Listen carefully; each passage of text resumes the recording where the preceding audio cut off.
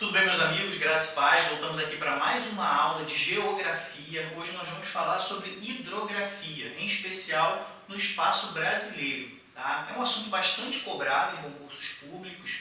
Nós vamos ver no final dessa aula duas questões que caíram no Colégio Naval em anos seguidos.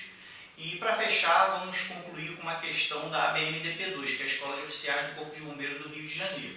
Tá bom? Vamos focar no espaço brasileiro, mas eventualmente vamos tratar aí de alguma questão sobre hidrografia em outras regiões, só para complementar o assunto, mas o nosso foco nessa aula é o espaço brasileiro, tá bom? Então vamos entender um pouquinho sobre a água, né? Para a gente falar sobre hidrografia, né? A gente tem que falar sobre a água, precisamos entender o que é a água. A água, nós temos a conhecida molécula H2O, é uma substância formada por dois átomos, né, que é o átomo de hidrogênio e o átomo de oxigênio. Não vamos aprofundar muito, já expliquei sobre isso numa aula de química, mas a gente tem aqui a molécula de água, que ela é basicamente um átomo de oxigênio, tá, ligado a dois átomos de hidrogênio. Tem essa inclinaçãozinha, uma molécula polar, mas a gente não vai aprofundar, porque isso aqui não é uma aula de química. Só para a gente ter conhecimento sobre a molécula, ela tem essa estrutura aqui. Tá bom? A gente tem no nosso país, no mundo inteiro, uma distribuição de chuvas que é desigual. Tá? A distribuição de chuva é desigual no planeta. Quando nós moramos durante um longo tempo numa determinada região, a gente tem a sensação que a chuva é daquela forma no mundo inteiro, né? Aquela frequência de chuvas que a gente vê. Por exemplo, aqui nós estamos no sudeste, né, do estado do país, né, do Brasil, e a gente tem, em especial no Rio de Janeiro, uma frequência de chuvas muito alta no verão e uma quantidade de chuvas um pouquinho mais amena, né, em outros períodos. E em outros lugares é completamente diferente. Às vezes a gente vai em locais no norte em que chove praticamente todo dia. Né? Em compensação, existem lugares do Brasil que às vezes passa meses sem chover. Né? Então a gente tem uma diversidade, ampliando para o mundo inteiro, a gente tem uma desigualdade muito grande dependendo da região que a gente vive. A gente apenas se acostuma com aquele local, mas a gente tem que entender que em outros locais, às vezes mesmo dentro do território brasileiro ou em outros lugares do mundo, a gente tem uma quantidade de chuva completamente diferente daquela onde a gente vive. Tá bom? Eu queria que a gente entendesse aqui a distribuição da água salgada e da água doce. Vou ter até um gráfico aqui para a gente entender um pouquinho melhor. Esse gráfico aqui, e o percentual que eu coloquei aqui, que já está os valores aqui no gráfico, mostra para a gente que nós temos muito mais água salgada no mundo do que a água doce. A água salgada, né, estão nos oceanos, nos mares, aquela água que a gente coloca na boca, ali você percebe que tem uma quantidade de sal muito alta. Não é uma água própria para ingestão e é uma quantidade muito maior do que a água doce. Essa parte aqui de 97,5% é a quantidade de água salgada que nós temos no mundo. A água doce, que é aquela que a gente consegue ingerir, né, para nos hidratar e utilizar para outros fins, é apenas 2,5%. Tá certo? Uma quantidade muito menor. Mais para frente, a gente vai ver aqui, está aqui em amarelo, mas já vou dar um spoilerzinho. Toda água doce é uma água salgada. Essa frase parece não fazer sentido, mas na verdade a gente chama de água doce porque ela tem menos sal do que a água salgada. Aquela água do rio, que a gente chama de água doce, ela contém sais também, só que uma quantidade muito menor e por isso é chamada de água doce, tá bom?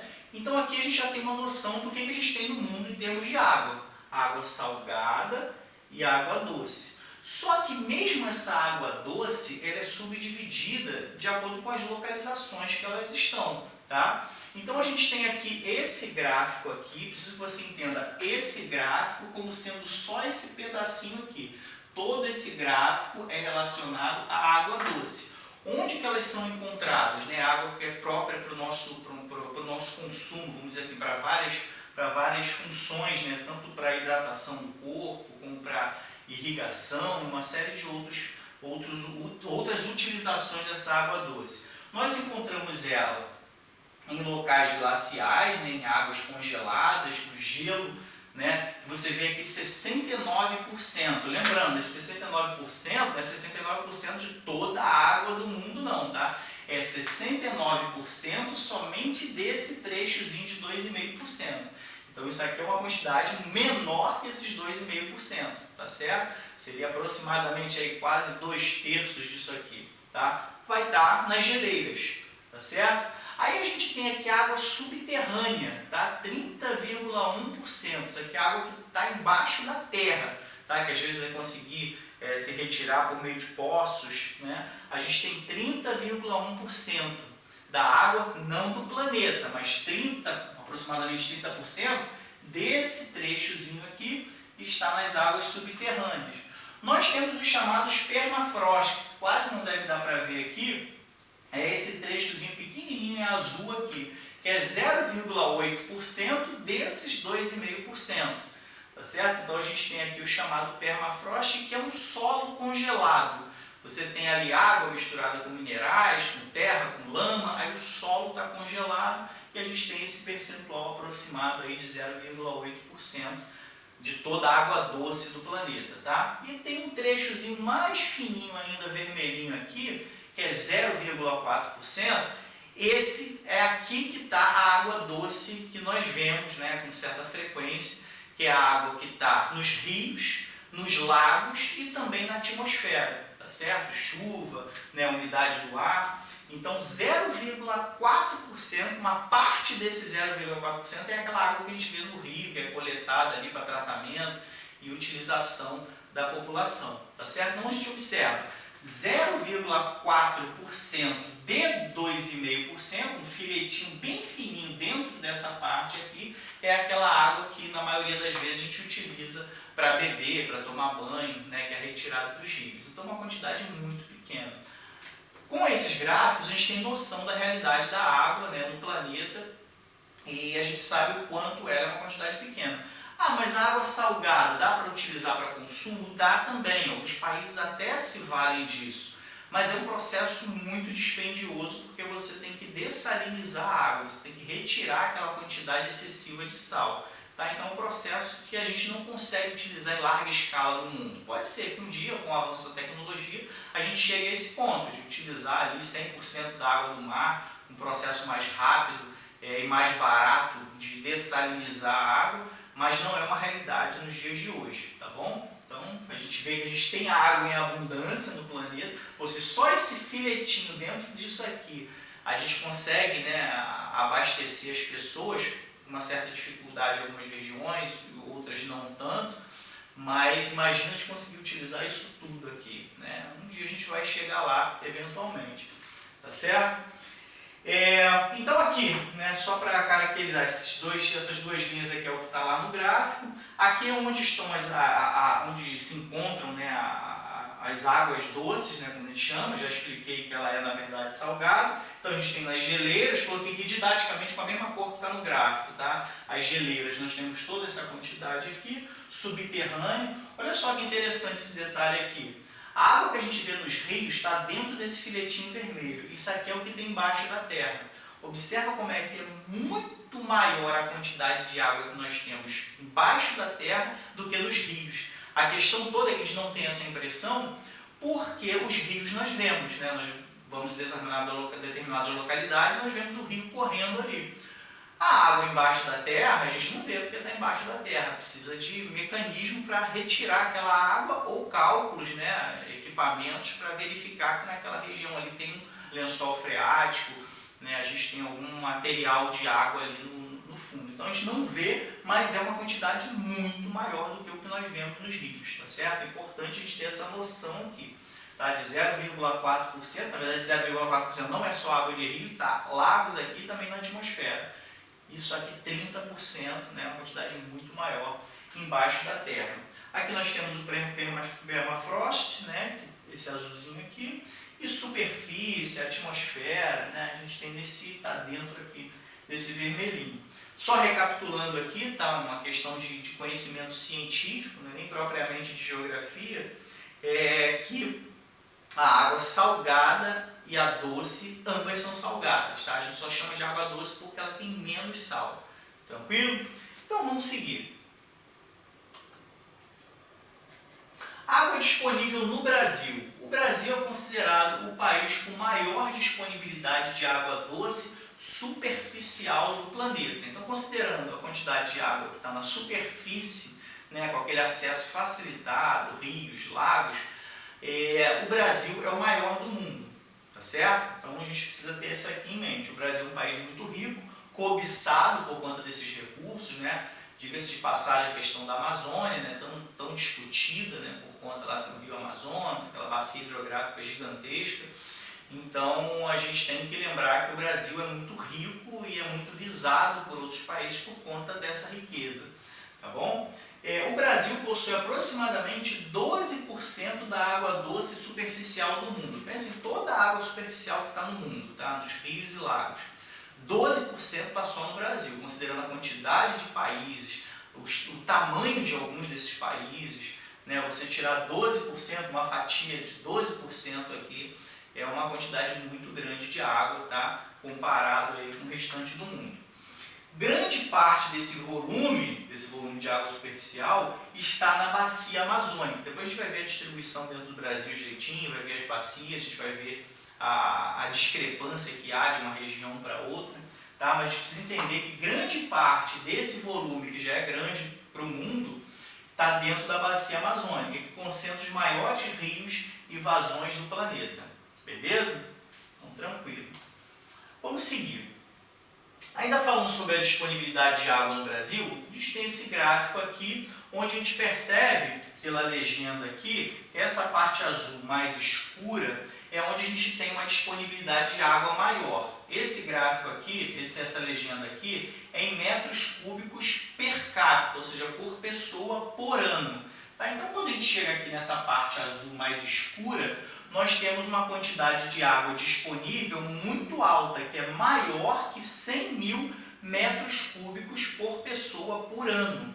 Não quer dizer, está a água disponível, ela está lá. Não quer dizer que a pessoa tem acesso, uma pessoa só tem acesso a 100 mil metros cúbicos de água lá diante dela, numa caixa d'água gigantesca. Não é isso. Naquela região, comparando com a quantidade de pessoas, nós temos esses valores, tá certo? Então, observa que aqui tem muita água. A gente vai ter aqui o Rio Amazonas desembocando no oceano, com vários afluentes, então tem muita água aqui.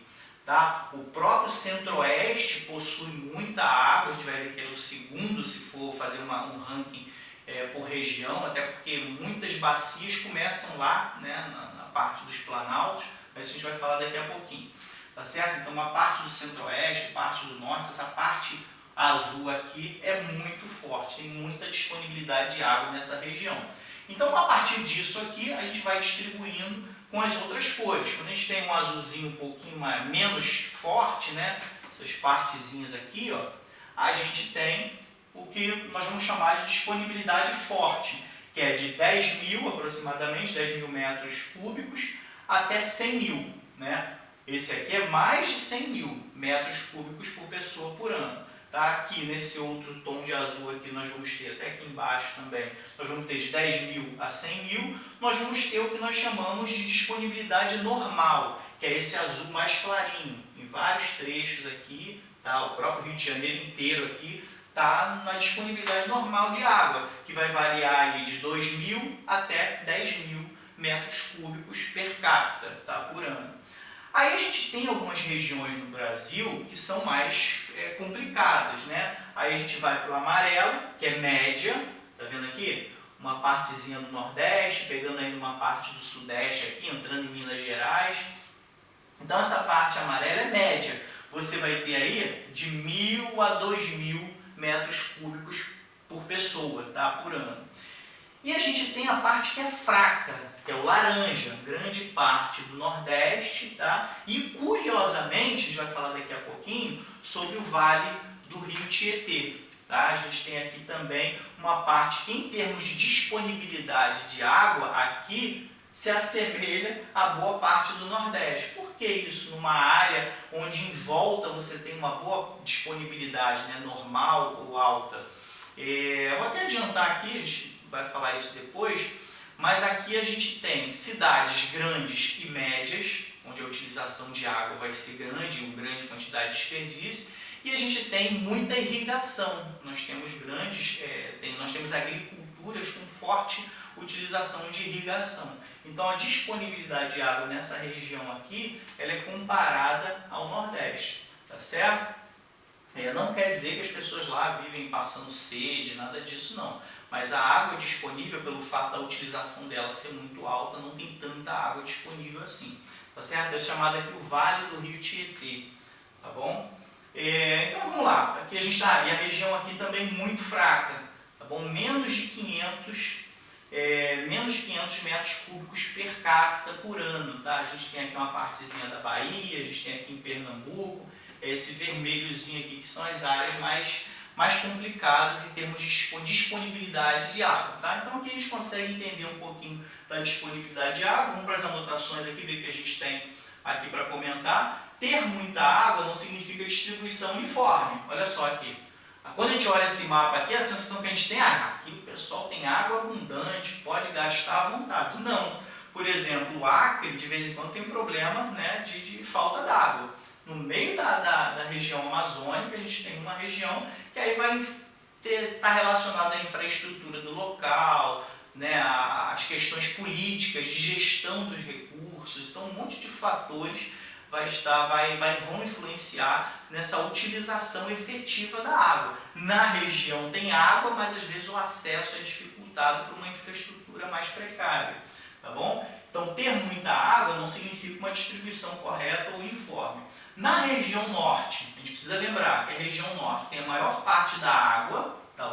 Por aqui já dá para entender, apesar desse mapa estar mostrando uma parte também do centro-oeste, a gente tem aqui o norte, ele predomina em termos de disponibilidade de água, tá? A maior parte da água está lá. Enquanto isso, no Nordeste, a gente tem maior escassez. Você vê que a gente tem aqui uma distribuição fraca e chega até a muito fraca nesse ponto ali vermelho. Um detalhe importante sobre essa questão de disponibilidade de água é que nos grandes centros urbanos nós podemos ter crise de abastecimento. Às vezes até aqui no Rio de Janeiro, né, falta água, a gente tem uma série de municípios que enfrentam algumas dificuldades. Os centros urbanos, naturalmente, acabam utilizando mais água, porque a água está mais fácil para utilizar do que a população rural. Né? A gente tem chuveiro à vontade, mangueira, né? Piscina para encher. Então, a gente tem uma utilização muito larga. Então, por exemplo, locais turísticos no Rio de Janeiro, vou usar o Rio de Janeiro, que é aqui a nossa referência, é só para a gente conhecer.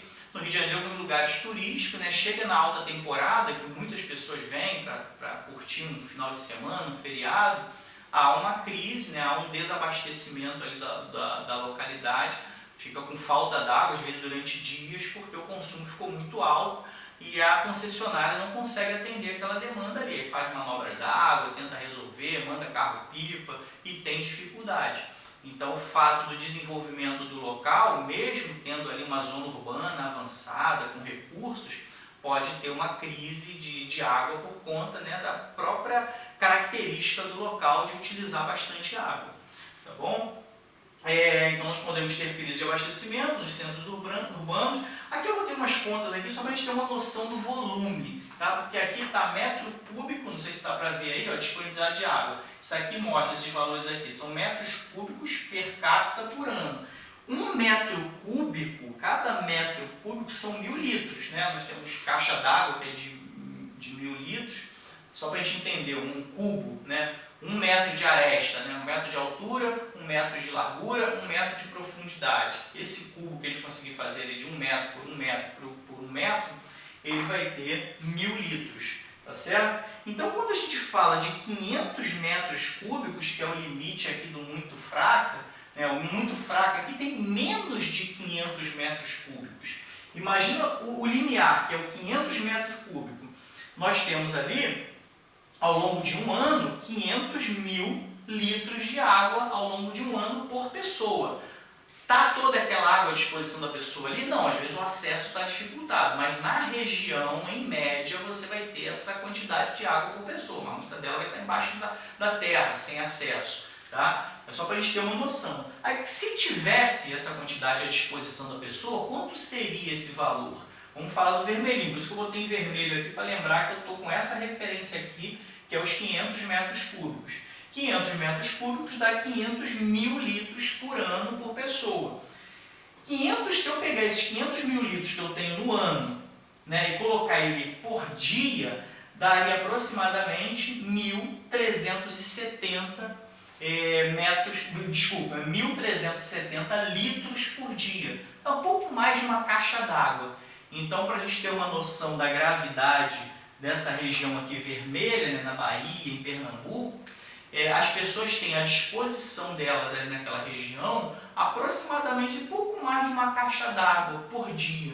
Né? Tipo assim, se a gente pudesse imaginar que a gente conseguisse retirar toda aquela água e botar à disposição daquela pessoa ali. Eu tenho uma caixa d'água, aproximadamente lá de 1 metro por 1 metro por 1 metro, pouco mais do que isso.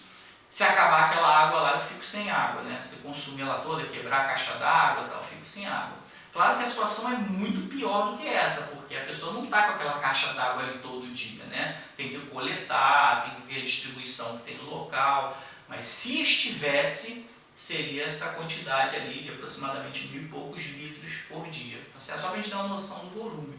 Então a situação é muito precária, pior do que isso, porque eventualmente a pessoa nem tem acesso direito àquela água, vai retirar lá de poços uma quantidade até bem menor do que essa. Tá? Por conta da dificuldade.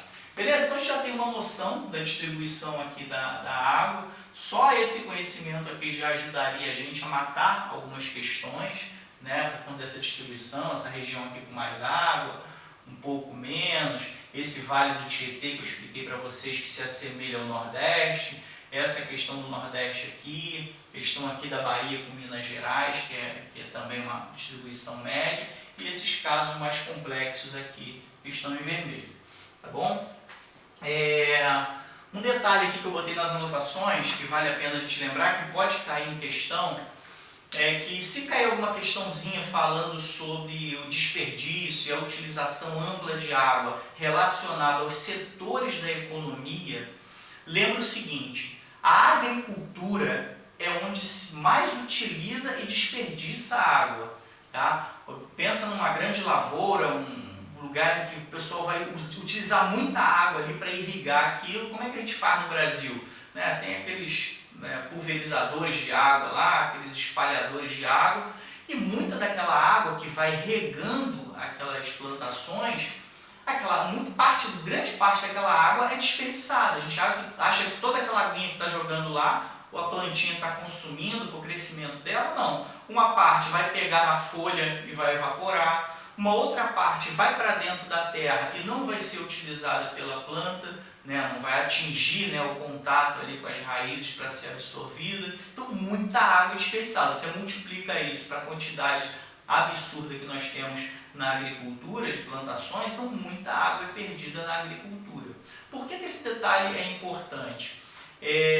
Primeiro, para a gente entender esse desperdício. Hoje em dia a gente tem, né, existem países, e até no Brasil também se utiliza isso em alguns lugares, mas o pessoalzinho que está mais avançado ecologicamente, existe uma forma de você jogar água por gotejamento. Então tem um sistemazinho que vai gotejando conforme a demanda daquela plantação ali. Então isso vai evitar, vai gotejar ali certinho, pertinho da raiz e tudo mais, e vai gotejando. Se eu não me engano, Israel utiliza muito isso.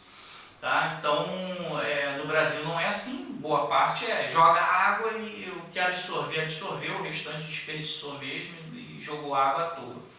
Tá certo? E isso, em questões, podem confundir com a ideia de que a indústria, essa é a pegadinha das questões, que a indústria é o maior consumo e desperdício de água. Por quê? Nós vamos ver matérias verdadeiras de que a criação de vários produtos eletrônicos, por exemplo, se utiliza água.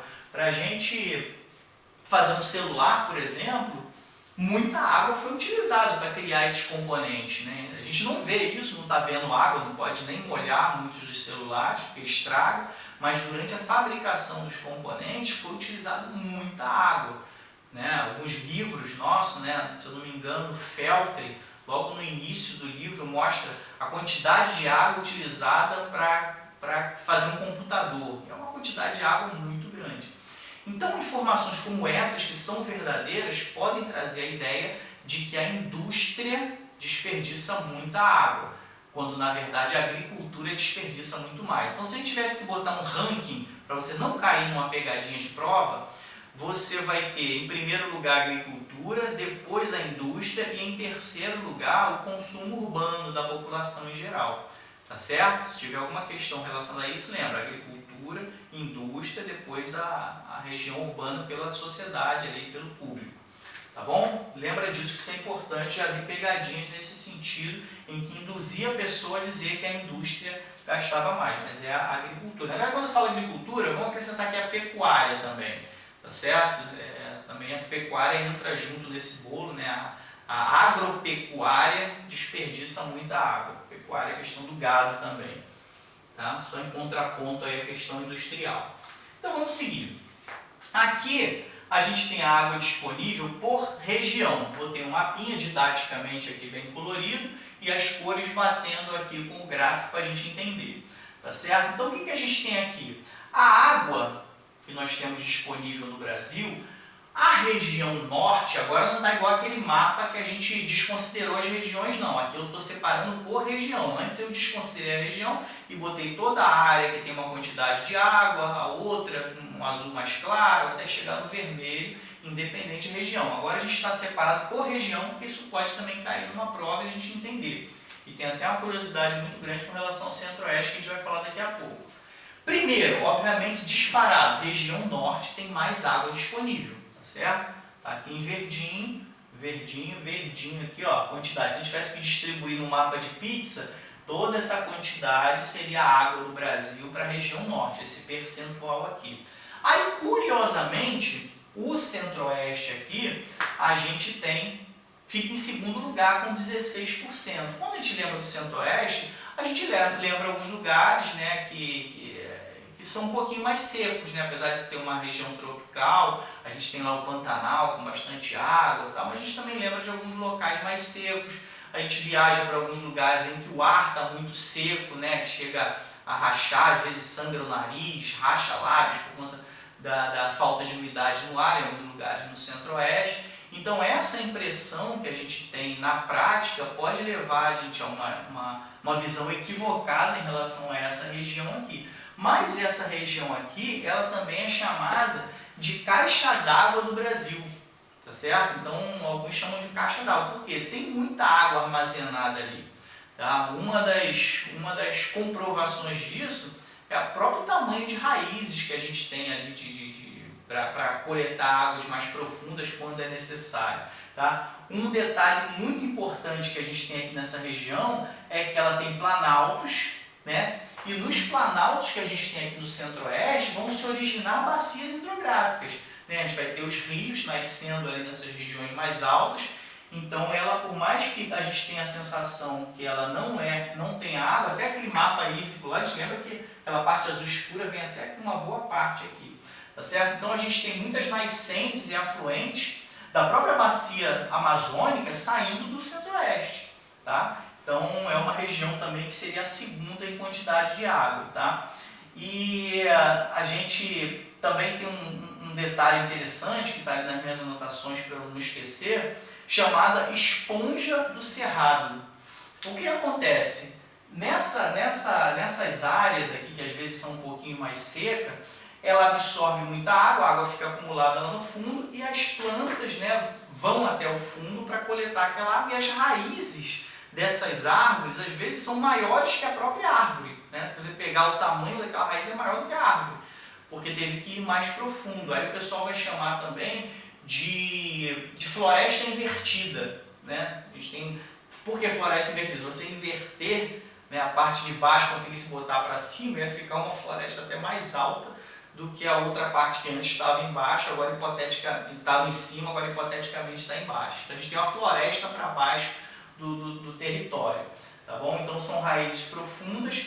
E por fim, um detalhe importantíssimo que a gente vai falar aqui nessa aula, o chamado aquífero Guarani, tá certo? É uma região aqui que pega uma boa parte do sul, que ele vai passar pela região centro-oeste também, uma quantidade de água muito grande, mas a gente vai ter um slide próprio sobre o aquífero Guarani. Então guarda essa informação.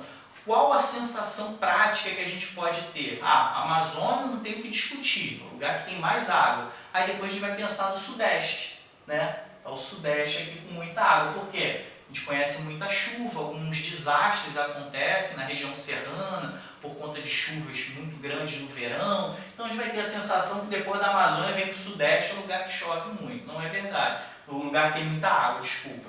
Mas na verdade, depois da Amazônia, nós temos a região Centro-Oeste como a chamada caixa d'água do Brasil, tá certo? Por conta do armazenamento de água que ela tem lá em diversas regiões e a própria criação de muitos afluentes e rios para abastecer as bacias. Beleza? Então, na sequência, região norte, depois região centro-oeste, aqui no laranja. Na sequência, a gente vai para a região sul, tá? Não vai para a região sudeste. A região sul, claro, com uma diferença muito pequena, tá? 7% para 6% entre sul e sudeste, mas o que influencia muito o sul aqui é o chamado aquífero Guarani, que pega aqui muita água aqui subterrânea que a gente tem aqui embaixo, como eu falei, a gente vai falar depois um pouquinho. Aí depois que a gente vem para o sudeste, tá certo?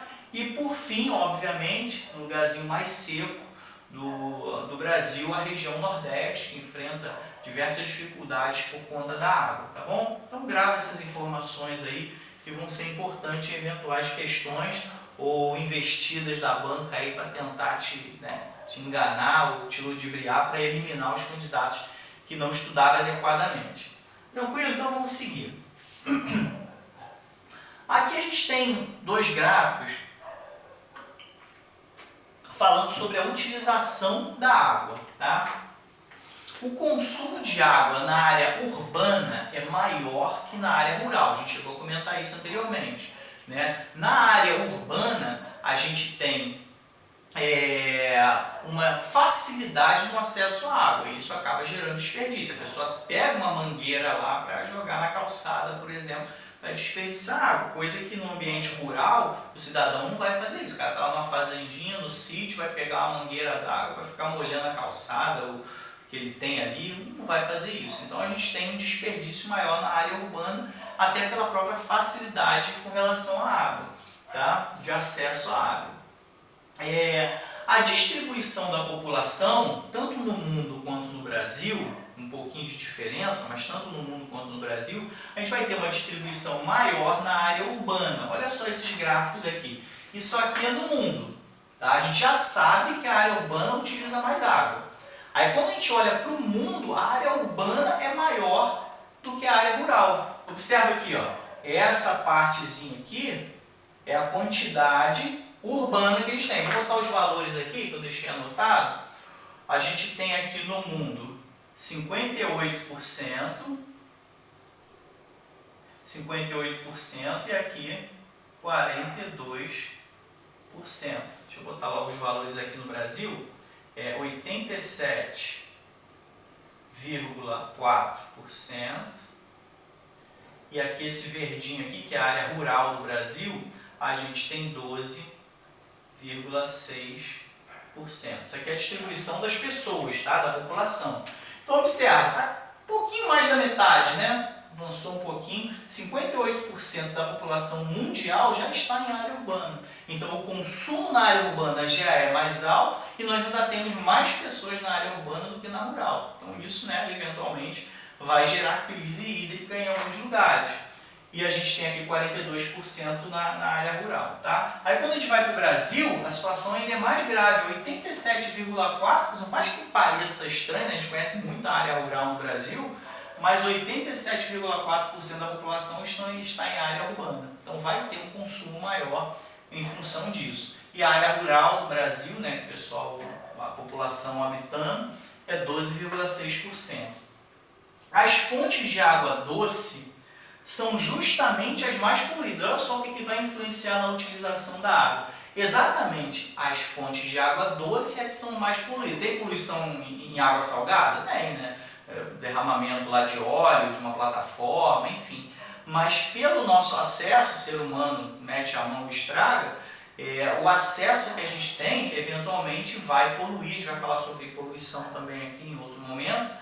Mas o acesso que a gente tem ao rio é muito facilitado, né? Qualquer pessoa está lá no rio colocando sujeira ali poluindo aquela região ali, tá bom? Então, as fontes de água doce são justamente, né, a água doce que a gente precisa para se hidratar, né, para retirar ali, fazer uma água potável que a gente possa ingerir e tudo mais, mas justamente essas que são as mais poluídas.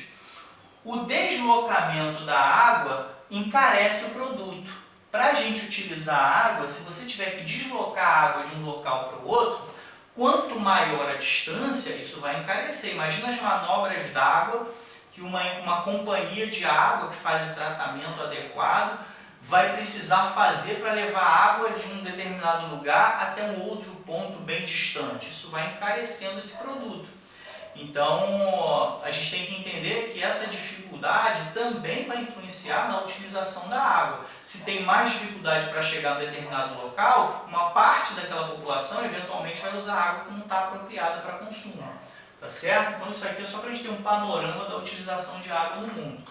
Coloquei um gráfico aqui, que eu peguei nesse site aqui, Maps of World, que a gente tem aqui uma visão global, né, da quantidade de água disponível. Observa que o Brasil, aqui, uma boa parte da América do Sul, está aqui na maior parte, né, o que possui mais água disponível, né, água fresca, vamos chamar assim, né, comparando aqui Canadá, né, então uma Rússia, né, uma partezinha aqui da Ásia, que a gente tem a Austrália.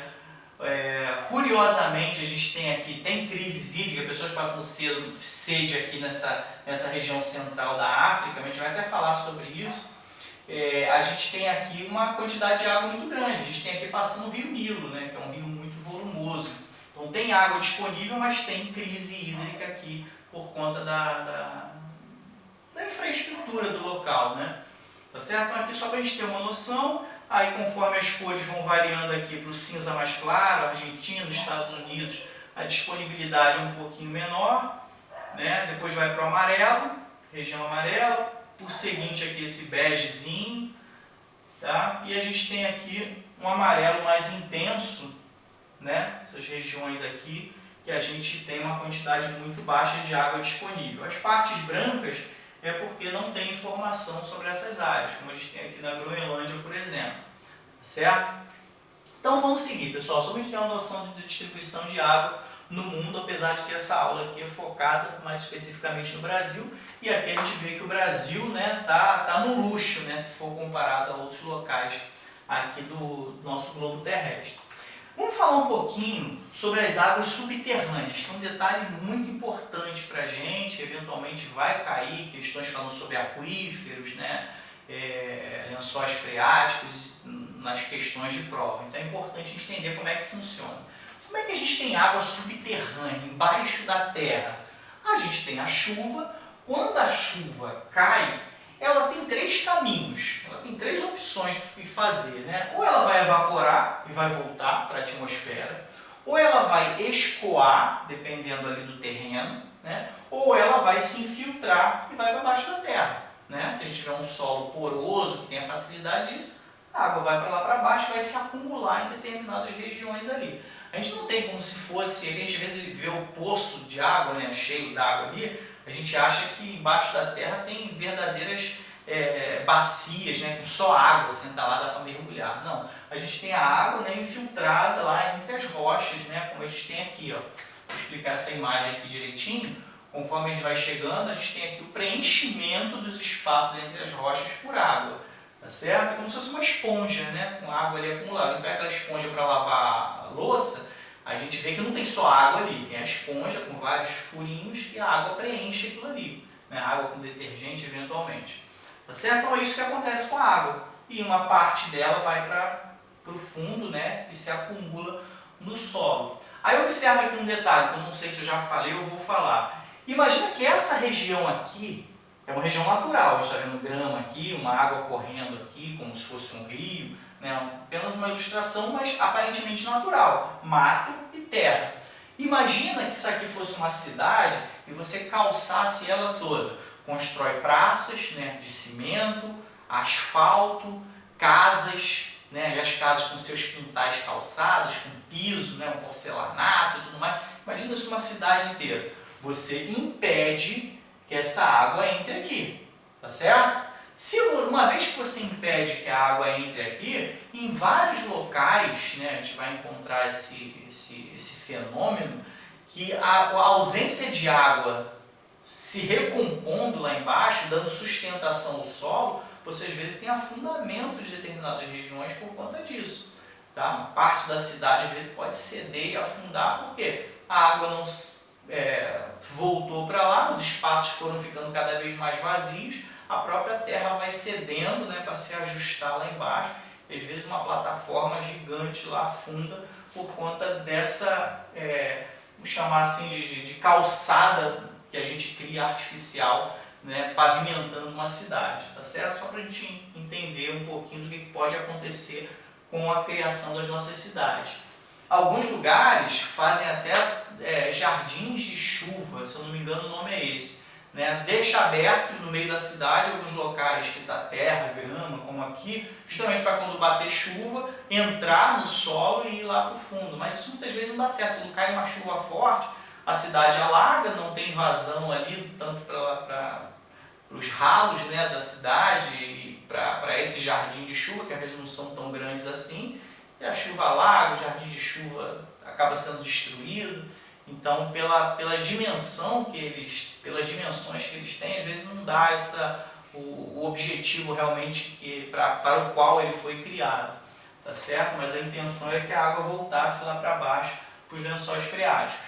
O que é um aquífero? Tá? A gente vai falar isso também em outros momentos. O que é um aquífero? É uma zona encharcada do subsolo, ou seja, saturada de água. Imagina que você encontra uma região lá no fundo, que todos os espaços entre as rochas, entre os grãos de rocha que estejam lá, todos esses espaços são preenchidos por água. A gente tem um grande aquífero ali. E o Brasil nós temos grandes aquíferos que a gente vai mencionar ele daqui a pouquinho. Tá? Um deles é o Guarani, que a gente já falou, e os outros grandes a gente vai ver lá na Amazônia.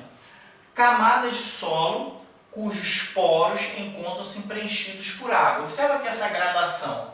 A gente tem aqui a infiltração, logo no início que a chuva caiu, começou a se infiltrar na terra, você teve ali rochas, por aqui assim, com um pouquinho de água, né, nos intervalos entre as rochas, isso no início aqui. Aí conforme você vai descendo, que vai havendo um acúmulo, quando você chega aqui numa parte um pouquinho mais embaixo, você já tem um pouquinho mais de água preenchendo.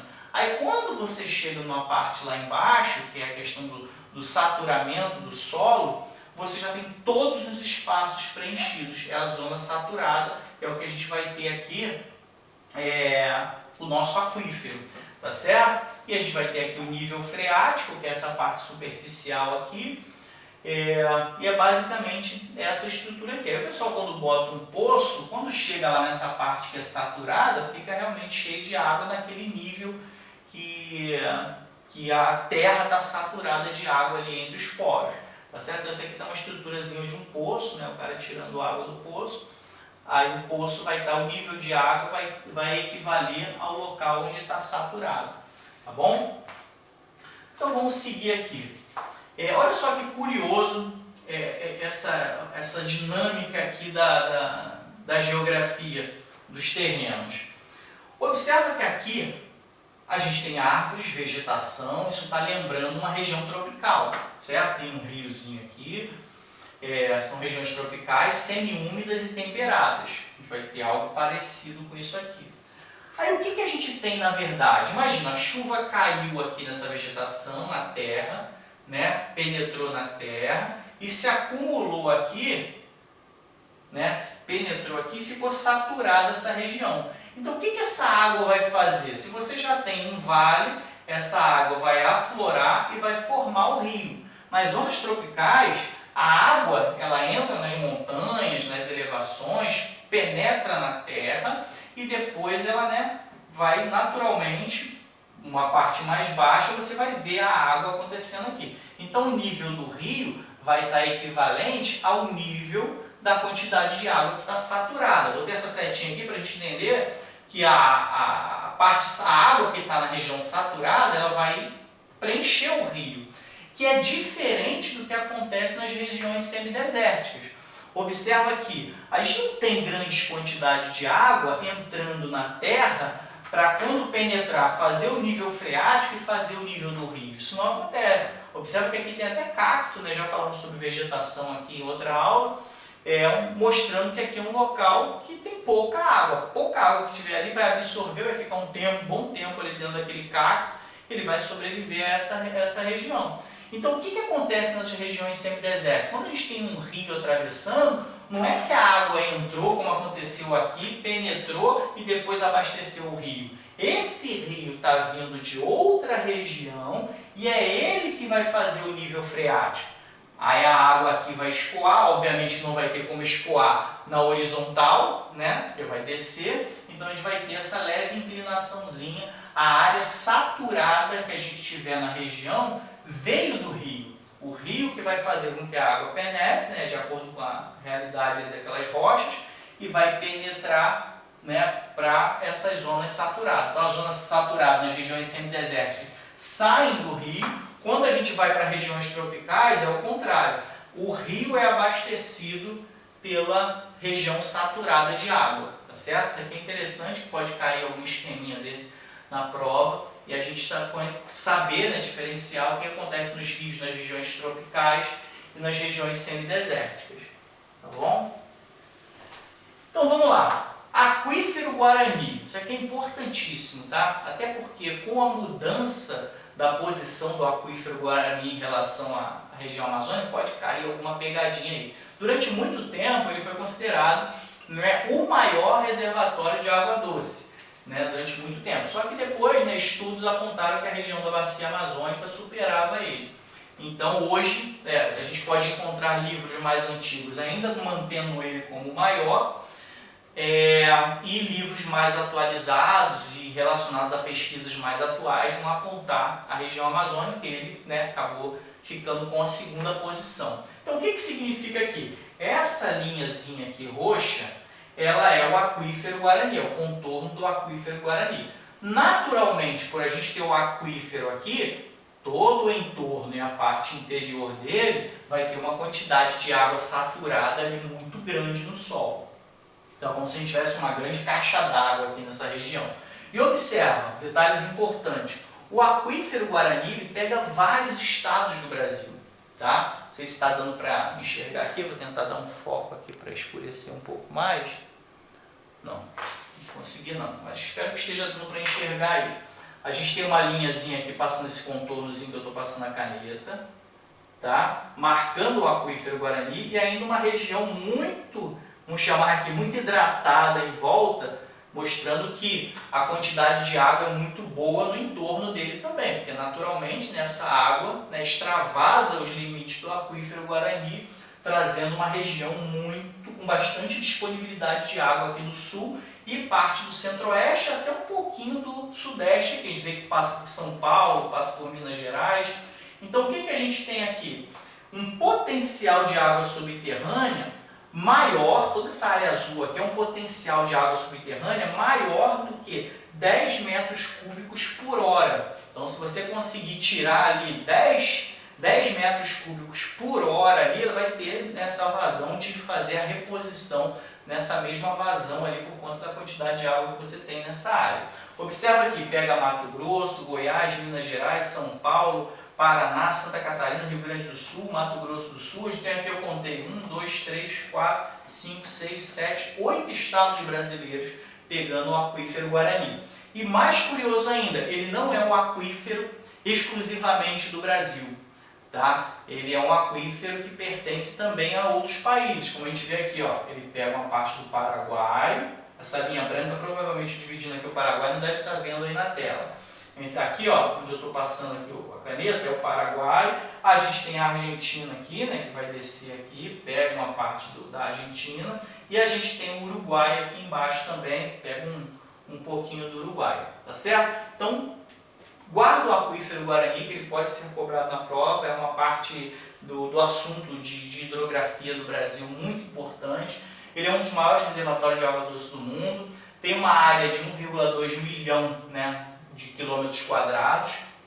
Então essa área dele aqui é muito grande. Pode ser que de uma fonte para outra você tenha alguma variaçãozinha, mas isso aqui já é o suficiente, não vai ter uma questão, mas qual a área do aquífero Guarani? É difícil, porque uma fonte pode variar de outra, então a banca não vai entrar nessas questões, porque naturalmente vai ter problema aí com eventuais anulações de questão, porque tem fonte dizendo coisas diferentes. Pega vários estados brasileiros, como nós contamos aqui são 8, e pega parte dos territórios do Paraguai, Argentina e Uruguai. Então não é um aquífero exclusivamente brasileiro. Pode cair uma afirmativa na prova lá dizendo que o aquífero Guarani é integralmente no estado brasileiro. Não é, porque ele pega outros países também. Beleza? Então, vamos lá. Aqui eu coloquei uma diferença, né, para a gente enxergar ali a diferença do aquífero Guarani, que está aqui embaixo, tá?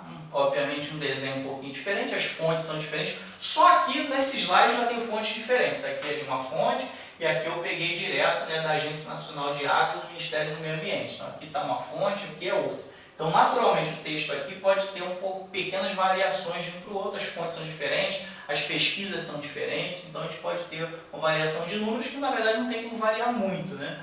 Mas pode ter. Então o que a gente tem aqui para a gente lembrar que é muito importante? Lá no sul, centro-oeste, uma partezinha ali do sudeste, a gente tem um aquífero Guarani, que nós já vimos no slide anterior, ele está retratado aqui também. Só que lá no norte, a gente tem o chamado aquífero Alter do Chão, tá? Que é essa área aqui que também é gigantesca, tá certo? E o Alter do Chão, ele fica dentro de um sistema, que também chama aquífero, né? Que é a Amazônia. Vou fazer aqui mais ou menos, tá? Que vem aqui pegando aqui a Amazônia, vai pegar isso aqui tudo, tá? Então o aquífero Alter do Chão, ele está dentro do sistema, né, chamado SAGA, tá? Que é o Sistema Aquíferos Grande Amazônia, tá certo? Lembra disso, tá? Esse aqui, que é o aquífero Alter do Chão, ele está dentro desse sistema aqui que pega a bacia amazônica. E a gente tem o Guarani, como a gente falou. O que a gente tem de informação interessante aqui, ó? A extensão superficial do Alter do Chão, a superfície dele, é menor que o aquífero Guarani. Dá para ver, né, que isso aqui é menor do que isso aqui. Mas tem maior volume d'água. Tem mais água aqui dentro do que no aquífero Guarani.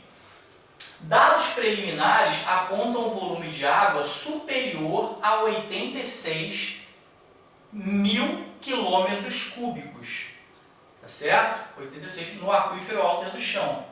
A capacidade do aquífero Guarani gira em torno de 45 mil quilômetros cúbicos. Observa como é que as fontes são diferentes. Nessa aqui está 45 mil.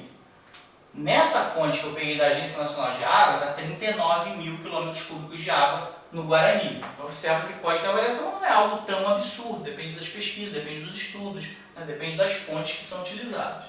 Tá certo? Mas dá para a gente ter uma noção da dimensão. No caso do aquífero Guarani, sua grande extensão superficial ultrapassa a fronteira brasileira. Já falamos, ele pega outros países, tá bom? Paraguai, Argentina e Uruguai. Chegando a outros países. A gestão do aquífero Alter do Chão será facilitada. Gerir isso aqui para nós brasileiros é muito mais fácil, porque está tudo dentro do território brasileiro. Esse aqui divide entre outros países, tá certo? Então a gestão do aquífero Alter do Chão será facilitada porque é exclusivamente nacional. Certo? Tem um país aqui, os mais próximos estão aqui em cima, Guiana, Suriname, estão longe dele. Ele é exclusivamente nacional e da Amazônia, pertencendo aos estados do Pará, Amazonas e Amapá. Aqui a gente tem aqui Amazonas, pegando Amazonas, pegando aqui o Pará, e a gente tem aqui o Amapá, aqui um golinho dessa água aqui está aqui em cima no Amapá, tá certo? Passando aqui. Tá? E lembrando, o que é o Sistema Aquíferos Grande Amazônia, chamado de SAGA? É toda essa área aqui onde o aquífero Alter do Chão pertence, tá certo? Aí eu botei aqui do SAGA, né? 1,3 milhão de quilômetros quadrados, então essa área aqui do SAGA vai ser 1,3, até a área aqui vai ser maior do que a do Guarani, pouca coisa, não sei se de repente alguma fonte pode dar alguma coisa diferente, tá? Então quando a gente pega toda essa área aqui, vai ser semelhante a essa área aqui, vai ser até maior. Agora o desenho que eu fiz aqui foi só um risco, tá? Um pouquinho diferente, tem os contornos diferentes aqui. E a gente tem 162 mil quilômetros cúbicos de água, olha só no SAGA, 62 mil quilômetros cúbicos de água. Olha a diferença para o Guarani, que era 39 mil quilômetros cúbicos de água. Então aqui, nesse sistema todo, é algo muito maior. Tá certo? Enquanto somente no alter do chão está em 86 mil quilômetros cúbicos. Então, a gente tem essa noção aqui desses aquíferos, que são os principais no Brasil. Vale a pena a gente ter esse conhecimento, porque eventualmente pode cair uma questãozinha sobre isso.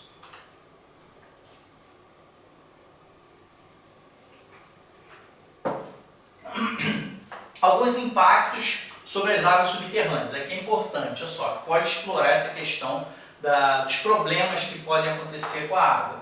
Superexplotação, o que é isso? É quando a extração de água ultrapassa o limite infiltrado. Por isso que em alguns lugares até é proibido fazer poço, né? Porque quando você começa a tirar a água do solo, você vai ter a chamada superexplotação, quando aquela região ali não conseguir fazer a reposição daquela água, ou seja, você tem mais retirada do que a volta da água para aquela região. Então você vai ter uma superexplotação. Isso gera uma séria dificuldade, como eu falei anteriormente, até o solo pode ceder, porque você lá vai ter um monte de poro, né, e com o tempo vai se assentando, então uma região inteira pode descer se a gente tiver esse caso aqui de superexplotação. Mais saída de água do que entrada.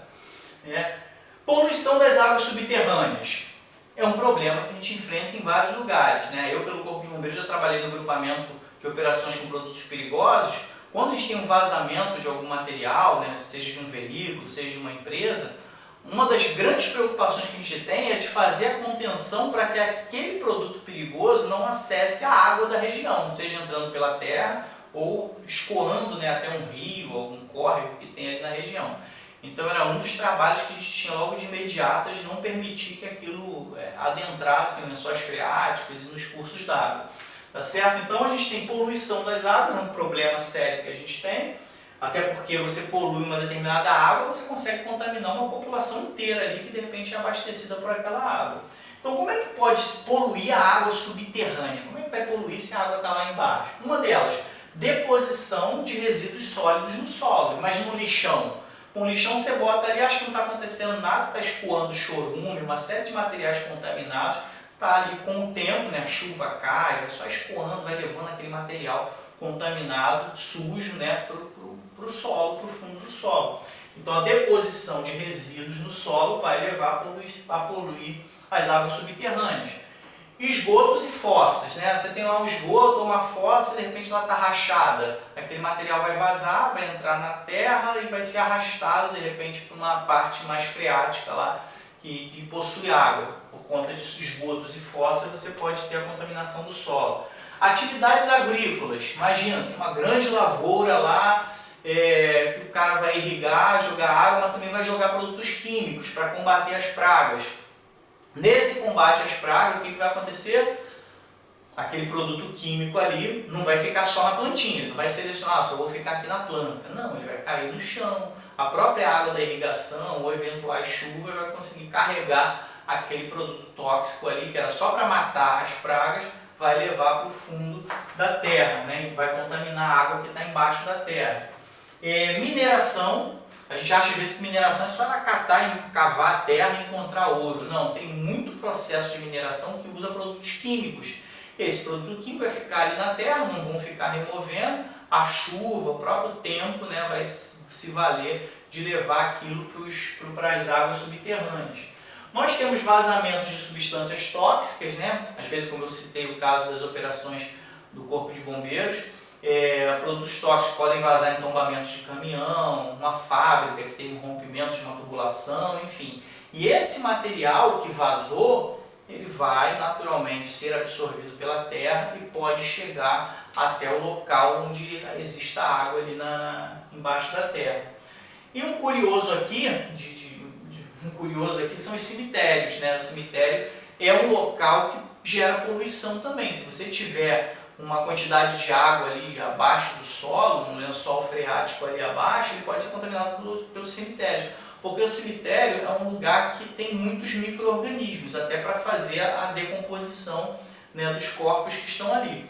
Então, esses micro-organismos estão espalhados pelo solo e eventualmente vão ser carregados por água da chuva, vão se espalhar ali por aquela área e podem também contaminar aquela região.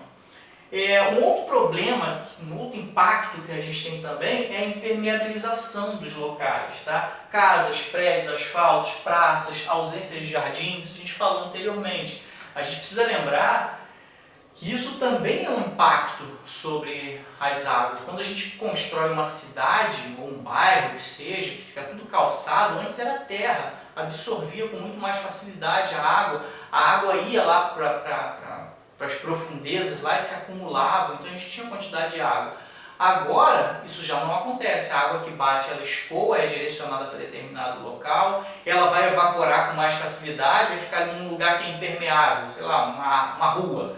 A água não penetrou no asfalto, vai ficar ali durante o tempo e vai voltar. E não vai penetrar mais na água. Então isso é um impacto que acaba causando por conta das grandes cidades principalmente. Tá? Cada casa que a gente constrói, cada área construída, a gente diminui a infiltração de água no solo. Tá certo? Então isso aqui são alguns impactos que podem causar, é bom que a gente conheça cada um deles, tá? A poluição, a superexplotação e a impermeabilização. Agora nós vamos entrar sobre as bacias hidrográficas, tá? Isso aqui é muito importante, esse conteúdo a gente vai usar para resolver as questões. É importante que a gente conheça essa divisão do território brasileiro, tá? O que nós temos? O que é uma bacia hidrográfica? Como é que a gente pode entender como é que funciona uma bacia hidrográfica? Pensa que a gente tem, tá? Grosso modo falando, só para ilustrar de forma bem didática, imagina que você tem um rio principal, vários afluentes convergindo para ele, e ali a gente tem essa região ali com vários afluentes canalizados para um rio principal, alguns vão ter mais de um rio principal, mas vamos tentar o mais simples possível. Vários afluentes convergem para um rio principal e eles têm uma saída em comum em algum lugar. Geralmente no Brasil, se tratando do Brasil, é o oceano. Tá? Então isso é uma bacia hidrográfica, aquela região ali composta por vários rios que se conectam a um rio principal e tem uma saída só para todo mundo. Tá certo? E aqui por essa explicação que eu dei da bacia hidrográfica, nós temos algumas que dá para a gente enxergar isso muito claramente. Olha só aqui a bacia amazônica, que é essa região com um verdinho mais clarinho. Vocês conseguem perceber que a gente tem uma série de rios aqui em cima, ó, indo nessa direção, e daqui de baixo em relação ao mapa, né? Lá é que é mais alto para o rio ir para lá. Então a gente tem aqui rios convergindo para chegar aqui no rio Amazonas e desembocar no oceano, tá certo? Então isso aqui é uma bacia. Tá? Outros aqui, eu vou tentar achar outros aqui que são bem característicos aqui, ó. Olha aqui o São Francisco, ó. Você tem o Rio São Francisco, que é o principal, aí alguns afluentes convergindo para eles e uma saída em comum. Outro que está bem clássico aqui, observa aqui, ó, o Rio Paraná aqui, ó, cheio de riozinho aqui vindo para ele, aí vai vir aqui, vai se juntar com o Paraguai e tudo mais, vai sair aqui na região Platina. Certo? O Rio Uruguai também vai se juntar aqui. Então, é basicamente isso. Você entender que a gente tem um curso principal, afluentes e uma saída em comum, aquela área ali de todos esses rios juntos é a bacia hidrográfica. Tá certo? Então vamos lá, vamos falar sobre cada uma delas. A Amazônica, a bacia amazônica. A maior bacia hidrográfica do planeta, drena mais da metade do território brasileiro. Então toda essa área aqui que é composta pela bacia amazônica tem mais da metade do território brasileiro. Tá? Eu tenho uma informaçãozinha aqui, a bacia amazônica, ela tem 18% da água doce que todos os rios do planeta lançam no oceano. O que isso significa? Se você imaginar toda a água doce que todos os rios lançam no oceano, 18% quem faz isso, né, de escoar para o oceano, é a bacia amazônica. Tá? 18% do mundo todo. Tá? Então esse é um detalhe interessante. Então beleza, então já expliquei aqui, né, dá para enxergar direitinho a bacia amazônica. Aí aqui a gente tem a bacia Tocantins-Araguaia, tá? Tocantins-Araguaia, essa região aqui mais rosa, tá? O Araguaia está aqui, tá? E o Tocantins está aqui. Então são dois rios principais, né, que vão convergir e sair também no oceano. Possui a maior ilha fluvial do mundo, a do Bananal. Se não me falha a memória, vou pintar aqui. Ilha fluvial. O que é uma ilha fluvial? Uma ilha que está no rio. Tá, deixa eu pegar uma corzinha aqui. Vou pintar de verde, tá? Só para ficar mais característica. Se eu não me engano, é essa áreazinha aqui, ó. Tá? Não sei se dá para ver daí, ficou muito claro aí no vídeo. Essa partezinha aqui é a ilha do Bananal, né? Que é uma ilha fluvial, porque o que é uma ilha? É uma área de terra que é cercada por água em todos os lados. A gente tem essa visão de ilha que a gente lembra do mar, né? Tem uma parte de terra cercada de água por todos os lados. Existem as ilhas fluviais, que ela está cercada por rios. Então a gente tem aqui dois rios correndo aqui, e essa aqui é uma ilha, a maior ilha fluvial do mundo. E curiosamente, eu não botei aqui, a gente tem, né, na bacia amazônica, quando a gente sai aqui no final do rio Amazonas e vai desembocar no mar, a gente tem a chamada Ilha de Marajó, porque vale a pena a gente conhecer, porque tem algumas polêmicas relacionadas a essa localidade. Quando tiver notícias sobre a Ilha de Marajó, você já sabe onde ela fica. Essa ilha gigantesca aqui, que também é a maior. Aqui é a ilha fluvial. Essa aqui é flúvio marítimo, né? Vai juntar a questão do fluvial com o marítimo. Ela tem uma parte aqui que é envolta pela saída do rio e ela tem uma ligação com o mar. Então as ilhas que têm essa questão de estar ligada para o rio e mar, a ilha de Marajó é a maior que nós temos no mundo. Então tem duas ilhas maiores, né? Fluvial e essa aqui que é fluvial e marítima ao mesmo tempo. Tá certo? Vamos lá. Tem também na Tocantins-Araguaia a usina hidrelétrica de Tucuruí, né, que é bastante conhecida, que é uma das maiores do país, vai estar naquela região ali rosinha. A gente tem a bacia do Paraná, Paraguai e Uruguai, tá? A gente vai estar aqui no sul, né? A gente vai ter o Rio Paraguai aqui, o Rio Uruguai e o Rio Paraná descendo aqui. Eles se juntam para sair aqui no Rio da Prata, né? Na região platina aqui embaixo, que a gente já falou disso até em aula de história, né? As questões históricas envolvendo alguns conflitos que tinha aqui nessa região, né? Se você visitar nossas aulas de história lá, vai ver melhor a gente falando sobre essa região. Então esses três rios, né? Ou essas três bacias, né? Que são três bacias, elas se juntam numa bacia maior que vai desembocar aqui embaixo, tá? Na região platina. Então, Paraná, Paraguai e Uruguai são subdivisões da bacia do Rio da Prata, ou Platina. Bom, então falou dessa daqui, você vai ver os rios descendo aqui, tá? Para sair aqui embaixo. Bacia do Rio São Francisco.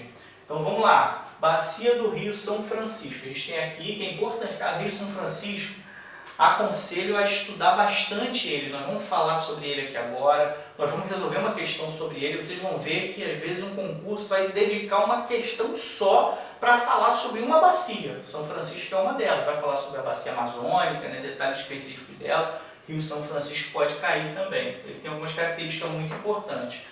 A bacia do Rio São Francisco é essa verdinha aqui, ó. A gente tem o Rio São Francisco desembocando aqui no oceano. O Rio São Francisco nasce em Minas Gerais, tá? Já vai lembrando, lá na Serra da Canastra, ele nasce na Serra da Canastra, em Minas Gerais. Cuidado, porque as questões vão tentar te embolar em relação a isso. Ele nasce em Minas Gerais, atravessa o sertão semiárido e desemboca no oceano, como a gente viu lá, no Oceano Atlântico. Ele tem poucos afluentes, né? A gente vê essa malha aqui da Amazônia, um monte de riozinho, tem muito mais que não estão aparecendo aqui, né? Menores. Mas aqui você vê um aqui, né? Tem poucos afluentes.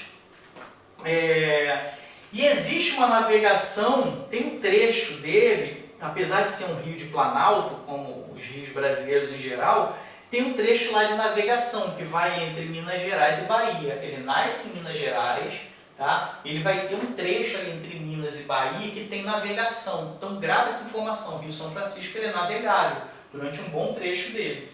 E grande quantidade de energia hidrelétrica no curso inferior. Depois que passa a parte de navegação, você vai ter uma área lá que tem um potencial hidrelétrico lá também. E tem um potencial também de cultivo, de frutas, né, fruticultura. Então a gente tem muita coisa acontecendo para a economia brasileira no Rio São Francisco, tá? Então grava ele, absorve o máximo de informações possíveis, porque ele é um rio bastante importante, cobrado em concursos públicos. Tá certo? Os outros aqui a gente vai falar no próximo slide. Então vamos lá. Agora a gente vai para a Bacia do Parnaíba. Tá? Qual é a Bacia do Parnaíba? A gente tem aqui essa partezinha aqui. Bacia do Parnaíba, aqui, ó. A gente tem aqui. Ela está entre duas bacias atlânticas, tá? A gente tem ela aqui desembocando também, ó, juntando aqui os rios, desembocando no oceano, mas ela não é uma bacia atlântica, ela tem um trecho muito pequenininho aqui ligado ao Oceano Atlântico. A gente vai falar sobre as bacias atlânticas agora, tá? Então, Parnaíba está aqui, aí a gente tem as bacias atlânticas, tem muito contato com o Oceano Atlântico, e muitas vezes são confluências de outras bacias, tá? A gente tem aqui essa bacia, que é o Nordeste Ocidental. A gente não tem esse termo, né? Região Nordeste Ocidental, né? Em termos geográficos do Brasil. Mas quando a gente fala de bacia, a gente tem essa subdivisão, tá? Então a gente tem aqui a bacia Nordeste Ocidental, está no Nordeste, mas no Ocidente dele, tá? No Oeste dele, tá certo? No lado esquerdo dele. Então a gente tem essa bacia aqui. Observa que tem muitos rios principais aqui, né? Ligando e saindo lá. Então, na verdade, é um conjunto de bacias. A gente tem o Nordeste Oriental, observa aqui esse amarelinho aqui, ó, muito contato com o oceano aqui, tá certo?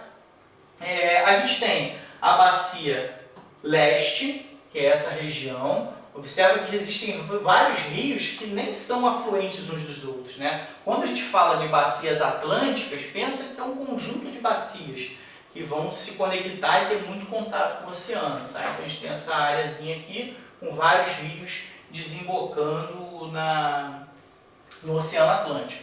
A gente tem a Bacia Atlântica Sudeste, que é essa regiãozinha aqui, esse alaranjado aqui, tá certo? Tem o Rio Doce, o Paraíba do Sul, que é muito conhecido. E a gente tem a Bacia Atlântica Sul, que é esse verde aqui, esse tomzinho de verde aqui também, tá certo? Então vamos falar aqui que está aqui nas nossas anotações. A bacia do rio Parnaíba, né, que está aqui, essa região aqui, ela parte no clima semiárido, né? Ela está lá no clima semiárido. Ela tem pequena vazão média, possui afluentes temporários. O que são temporários? Não tem curso d'água ao longo de todo o ano. Tem determinadas épocas que vai ter uma seca ali, o rio, mas está seco, não tem. Tá? E isso acontece lá no Nordeste em especial. Os afluentes dessa bacia podem ser temporários. Se chega em determinada época do ano lá, tem um rio correndo. Chega em determinada época, outra época do ano lá, não tem rio nenhum ali, só tem o canal ali do rio e o rio não está passando, tá certo? Isso que são rios temporários, então alguns afluentes temporários lá nessa região. E nós temos afluentes perenes, né, no seu baixo curso. O que é baixo curso? É a parte mais baixa dela, já está chegando lá no final, onde ela vai desembocar no oceano, tá certo? Então, no baixo curso vai ser rios perenes, mas para cá você eventualmente vai ter alguns afluentes que secam em determinadas épocas, tá bom? Lembrando que a gente está lá na região semiárida, então é natural que isso aconteça. Aí aqui o que a gente já explicou, né, já mostramos ali as bacias atlânticas ou costeiras. O Brasil possui 5 agrupamentos de rios chamados bacias hidrográficas do Atlântico. Nós mostramos mais 5 lá, Nordeste Ocidental, Nordeste Oriental, Leste, Sudeste e Sul. Aqui eu botei, ó, didaticamente na mesma cor que está lá. Nordeste Ocidental, está aqui, só recapitulando. Nordeste Oriental, está aqui. A gente tem o Leste, que apesar de estar parecendo branco, é um lilazinho bem fraquinho, é essa região aqui. A gente tem aqui o Sudeste, que é essa áreazinha aqui, tá, onde está o Rio de Janeiro, né, o Espírito Santo. E a gente tem o Sul, que é esse verde mais escuro aqui, beleza? Não possuem ligação entre si, tá? Não tem ligação com a outra, não tem afluentes, assim, elas são independentes. Tá? Apesar de serem bacias atlânticas, dá a impressão que possa ter um rio principal que vai sair lá no Oceano Atlântico, como acontece aqui na Bacia Amazônica. Não tem nenhuma ligação, eles saem direto e desembocam lá. tá? São, na verdade, agrupamentos de bacias, como eu expliquei para vocês. Ele tem várias bacias ali, naquela determinada região, e elas desembocam no oceano. Aí eu botei um exemplo aqui, a bacia do Sudeste, né? Que está aqui. Observa, a gente tem aqui o Rio Paraíba do Sul, que é um rio, de vez em quando dá umas preocupações com a gente, então tem cheia nele. Tem o Paraíba do Sul, a gente tem aqui em cima o Rio Doce. Esses rios, por si só, eles têm as suas bacias próprias, e essas bacias vão levar, né, por esses rios principais até desembocar no mar. Tá? E ainda tem o rio, ainda tem a bacia, além do Paraíba do Sul, o Doce, ainda tem o Ribeira de Iguape. Tá? Esse Ribeira de Iguape, tentar localizar os desenhos dos estados aqui, são mais difíceis de enxergar, que está muito clarinho. A gente tem aqui Minas Gerais e São Paulo. Aqui. Achei São Paulo aqui. Então esse Ribeira de Iguape, ele sai do Paraná e desemboca em algum lugar aqui de São Paulo, tá? no oceano também. Então é formado basicamente por essas bacias. Tá? Esse rio Ribeira de Iguape, ele acaba não aparecendo aqui no mapa. Tá certo? Então a gente tem uma noção do que é bacia hidrográfica, como é que elas funcionam, a distribuição delas, onde é que elas ficam localizadas. E agora, para finalizar, a gente vai resolver 3 questões reais de concurso para a gente tentar exercitar e absorver mais conteúdo sobre esse material. Pode ser que, eventualmente, para resolver uma questão dessa, tenha algum ponto que a gente não falou nas aulas, a gente trata aqui e vale como conhecimento também para enriquecer. Essa questão aqui foi do Colégio Naval 2025, agora, nós estamos gravando essa aula no início de 2026, né? Aconteceu agora, né? No ano retrasado para quem ia entrar no ano passado, 2025, tá certo? Colégio Naval 2025. É importante também lembrar que 2024 também caiu questão, que é a próxima questão que a gente vai resolver de 2024, também caiu questão falando sobre a hidrografia brasileira. Então é um assunto importante que é necessário a gente conhecer, tá certo? Absorve o máximo. Pausa o vídeo, anota, volta, assiste de novo, absorve tudo que você puder, pesquisa também, novas informações, né, se atualiza do que for sendo atualizado no mundo acerca disso. Vocês viram aqui que até as questões das bacias, né, dos aquíferos, melhor dizendo, mudam com o tempo. Uma hora um aquífero é o maior, depois descobre uma área, não, esse aquífero é muito maior. Existe até uma teoria muito interessante, né, não está muito consolidada, que a gente tem um rio embaixo do Rio Amazonas. Depois vocês pesquisem isso aí. Eu não vi cobrando sobre isso em questão nenhuma, mas existe um estudo, se não me engano, de um indiano, de que nós temos o Rio Amazonas passando, né? Aí tem uma parte de terra muito grande e tem uma parte lá saturada de água lá embaixo que tem um movimento, como se fosse um rio, um movimento bem lento, né? Igual a velocidade do Rio Amazonas em cima. Você tem um outro rio muito mais volumoso ali, uma área gigantesca correndo embaixo da terra que está embaixo do Rio Amazonas. Então, são coisas que a gente precisa ir se atualizando, novas descobertas, novas pesquisas, que é importante. Se tratando de hidrografia, o que tiver consolidado já é importante saber, tá certo? Porque eventualmente vão querer cobrar isso em prova. Então vamos lá, questão do Colégio Naval 2025. Sobre as características da hidrografia brasileira, hidrografia, bem claro mesmo, o assunto da hidrografia é esse termo que está usado no edital, ele usou exatamente o mesmo termo na questão brasileira, falando da hidrografia do Brasil, analise as sentenças e marque a opção correta. Então nós vamos buscar aqui a que estiver certa dentro dessas opções. Alternativa A, dos rios brasileiros, apenas o São Francisco e o Amazonas possuem potencial hidrelétrico. Claro que não, a gente tem vários rios, né? O fato de serem rios de planalto espalhados pelo Brasil inteiro, a gente vai ter o potencial hidrelétrico no Brasil inteiro muito alto. Então não é somente o São Francisco e o Amazonas que tem esses rios. Eles têm, né? Realmente o Brasil ele possui um potencial muito grande em todo o território. Potencial hidrelétrico. Só lembrar que a gente tem usina hidrelétrica em vários lugares, né? Então não é somente São Francisco e Amazonas não. Então essa questão, essa alternativa aqui, a gente pode descartar, porque o Brasil como um todo tem potencial hidrelétrico, não é somente no Rio São Francisco e no Amazonas. Alternativa B, Considerando-se os rios de maior porte, pensa nos rios de maior porte, rios grandes, né, caudalosos, só encontramos regimes temporários no centro-oeste, onde o clima é semiárido. Alternativa bem confusa, aquele tipo de alternativa que a gente já tem que eliminar logo para se livrar dela e não confundir na hora de escolher outras alternativas. Lembra que a gente falou que lá no Nordeste nós tínhamos rios afluentes temporários? Então, não é no Centro-Oeste. O Centro-Oeste, pelo contrário, a gente tem rios perenes lá, é uma região tropical, é a tal da caixa d'água do Brasil, né? Então a gente não tem rios temporários ali, né, como a gente vai ter lá no Nordeste. Então o que ele está dizendo aqui? Considerando os rios de maior porte, né, que são todos os rios que são volumosos, só encontramos temporários no Centro-Oeste. Negativo. Tá? A gente vai encontrar esses temporários no Nordeste e lá que é semiárido, onde o clima é semiárido. No Centro-Oeste, a gente tem clima tropical. Tá? Lembra da aula de clima que a gente já deu? Quem não assistiu, vai lá no nosso vídeo sobre clima. Na região ali do Centro-Oeste é clima tropical. Então essa aqui a gente também descarta. Beleza? Vou marcar aqui, ó. Essa aqui a gente esquece ela. Alternativa C. Todos os rios brasileiros, com exceção do Amazonas, possuem regime simples pluvial. Essa questão é aquela que a gente fica preocupado, porque apareceu a palavra todos, né? A gente sempre aprende que quando aparecer todos, nunca, né? Essas palavras que eliminam, ou engloba tudo ou elimina tudo, a gente tem que tomar cuidado porque a maioria das vezes ela está errada. Mas curiosamente essa alternativa está certa.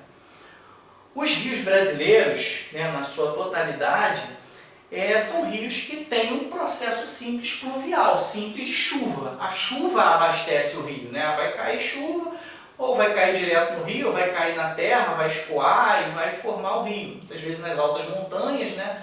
E a gente vai ter ali o curso do rio vindo de uma fonte pluvial, que é a fonte de chuva. Lembra? A palavra pluvial é relacionada a chuvas, fluvial é relacionada a rios. Então os rios vêm de um sistema pluvial simples, tá? Que a chuva vai abastecer o rio. Aí por que a Amazônia, o rio Amazonas, é a exceção? Ele também é abastecido pela chuva, tá? A chuva lá cai, chove lá direto. Mas ele tem uma fonte mista, né? É um rio que é chamado, tem um sistema misto de abastecimento dele, ou complexo, né? Também é utilizada essa expressão. Porque uma boa parte da água que vem deles, vem lá da Cordilheira dos Andes, fora do Brasil.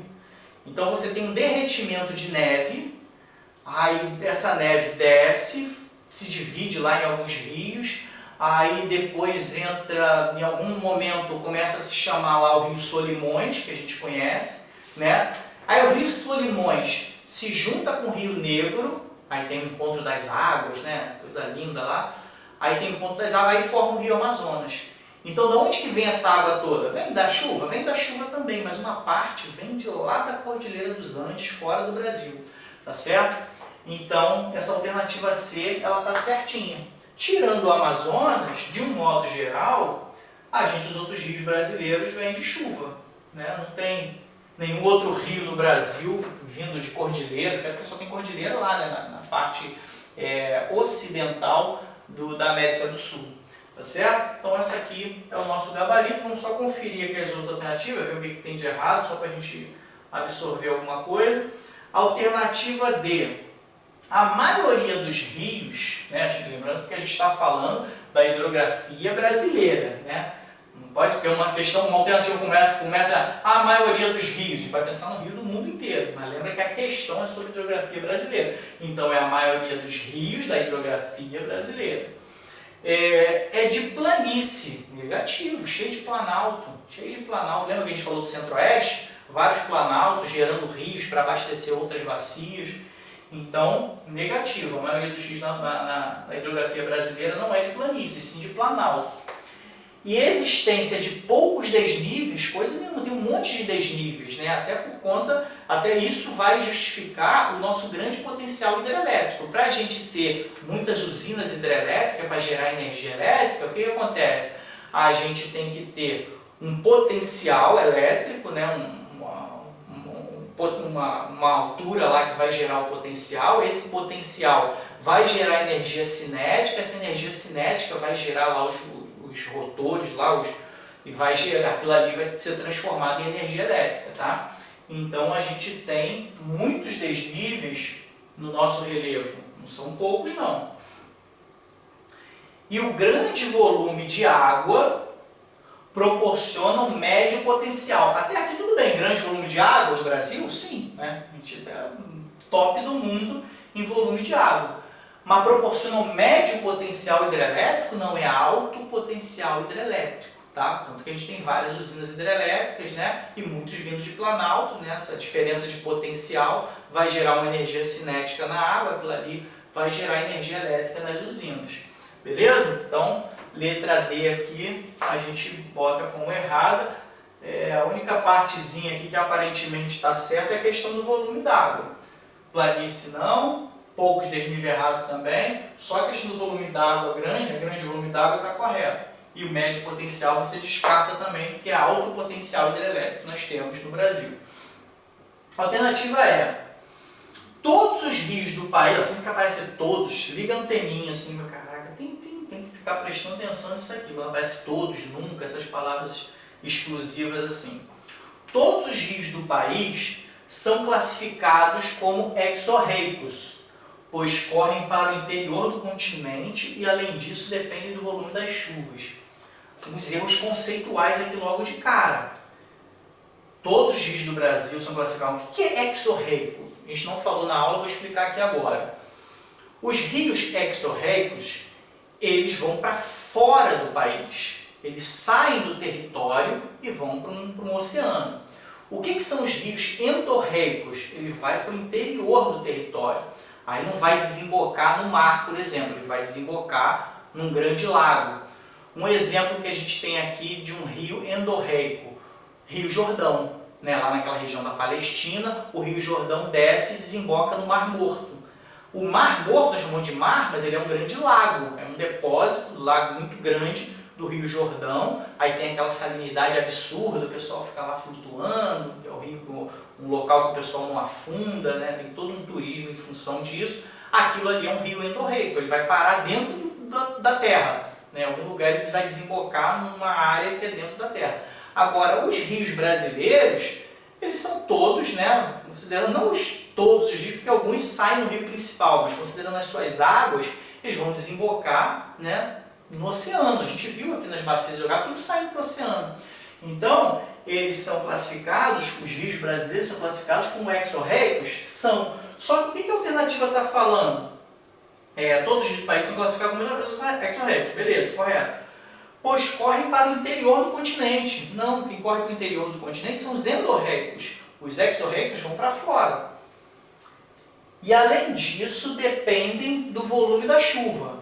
Até aí tudo bem, a gente depende da chuva para abastecer esses rios, à exceção, como eu expliquei, do processo complexo do rio Amazonas, que vem, além da chuva, vem também de derretimento de gelo lá na Cordilheira dos Andes. Tá? Então, de um modo geral, sim, precisa do volume da chuva, mas exorreicos não vão para o interior do continente, mas realmente os rios do Brasil são exorreicos porque eles vão para fora, né? Para o oceano, tá certo? Então o erro aqui está conceitual, dizendo que exorreicos são os que vão para o interior do continente. Quer lembrar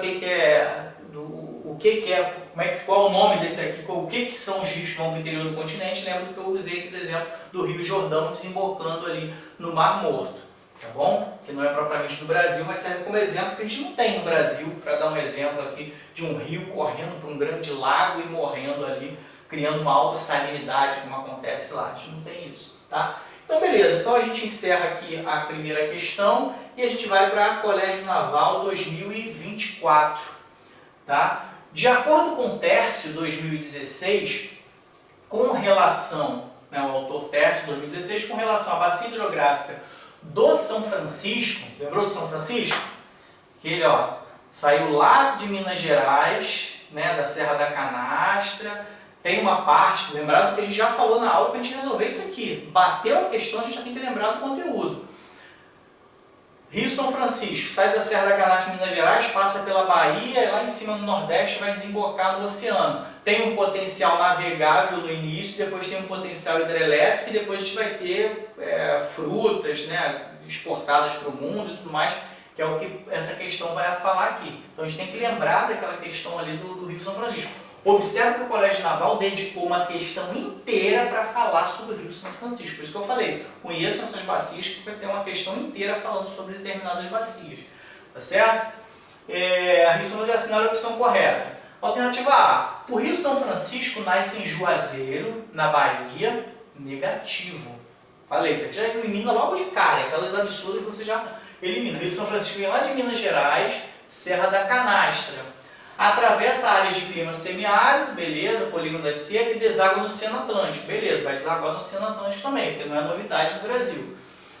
Alternativa B, apesar de importante para a navegação, sim, importante para a navegação, tem um trecho navegável lá entre Minas e Bahia, e também importante para o desenvolvimento, ok? O Rio São Francisco tem baixo potencial para a produção de energia hidrelétrica. Negativo. Depois da parte lá que ele tem navegável, ele vai ter um alto potencial hidrelétrico, tá certo? Então aqui a gente elimina também por conta dessa partezinha que fala que ele tem um baixo potencial hidrelétrico. Esquece isso. Letra C. As suas margens no Nordeste, as águas do Rio São Francisco são usadas em projetos agropecuários, ok? Para a produção de frutas, né? Fruticultura, muito forte lá em determinados trechos do Rio São Francisco, por meio da agricultura irrigada, porque vai irrigar ali, o próprio rio vai favorecer que se irrigue determinadas regiões e vai ter umas plantações abundantes ali, tá certo? Inclusive para exportação. Então ajuda muito a economia brasileira, tá? Então, desculpa, marquei como errado, essa aqui tá certa. Deixa eu apagar aqui isso aqui, minha marcação de errado. Borracha. A alternativa C está correta. Tá? Então, realmente, a gente tem nas margens, lá na região Nordeste, quando ele passa pelo Nordeste, a gente tem alguns projetos agropecuários do Rio São Francisco e produção de frutas lá com irrigação dessa agricultura. Alternativa D, vamos só conferir aqui, ver o que a gente pode explorar na D e na E. A bacia hidrográfica do Rio São Francisco, lembrando que é bacia, tem o rio principal, que é ele próprio, e tem os seus afluentes. Só lembrar, voltar aqui o vídeo lá no mapinha, você vai entender o que é uma bacia, como a gente já explicou. A bacia hidrográfica do Rio São Francisco é formada pela junção dos rios Parnaíba e Paraná. Não. Pensa, ó, o Parnaíba, depois você olha lá no mapa, o Parnaíba, vou até voltar aqui, se a gente consegue voltar aqui rapidamente, o Parnaíba e o, que falou aqui na questão,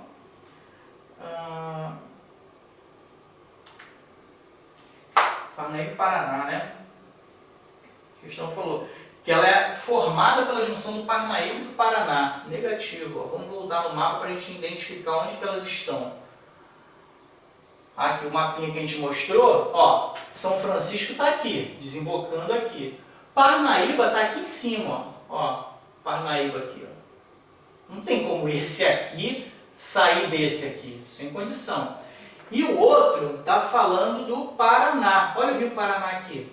Não tem como o Paraná gerar o São Francisco, porque o São Francisco está indo para cá. O Paraná ele vai descer e se juntar aqui, né, com o Uruguai e com o Paraguai, e vai sair aqui na Bacia Platina. Então não faz sentido nenhum o Paraná gerar o Rio São Francisco, nem o Paraíba que está aqui para desembocar lá em cima no oceano. Tá certo? A gente fala lá em cima em relação ao mapa, né? Porque na verdade esse rio está descendo para desembocar lá. Tá? Porque o mapa aqui no desenho que a gente bota cima e baixo, mas esse rio aqui está descendo para lá. Tranquilo? Então aqui pelo mapa dá para ver claramente que o Rio São Francisco não tem nada a ver com Parnaíba e com Paraná. Então, necessário o conhecimento dos mapas e das bacias. Então, vamos voltar aqui na questão.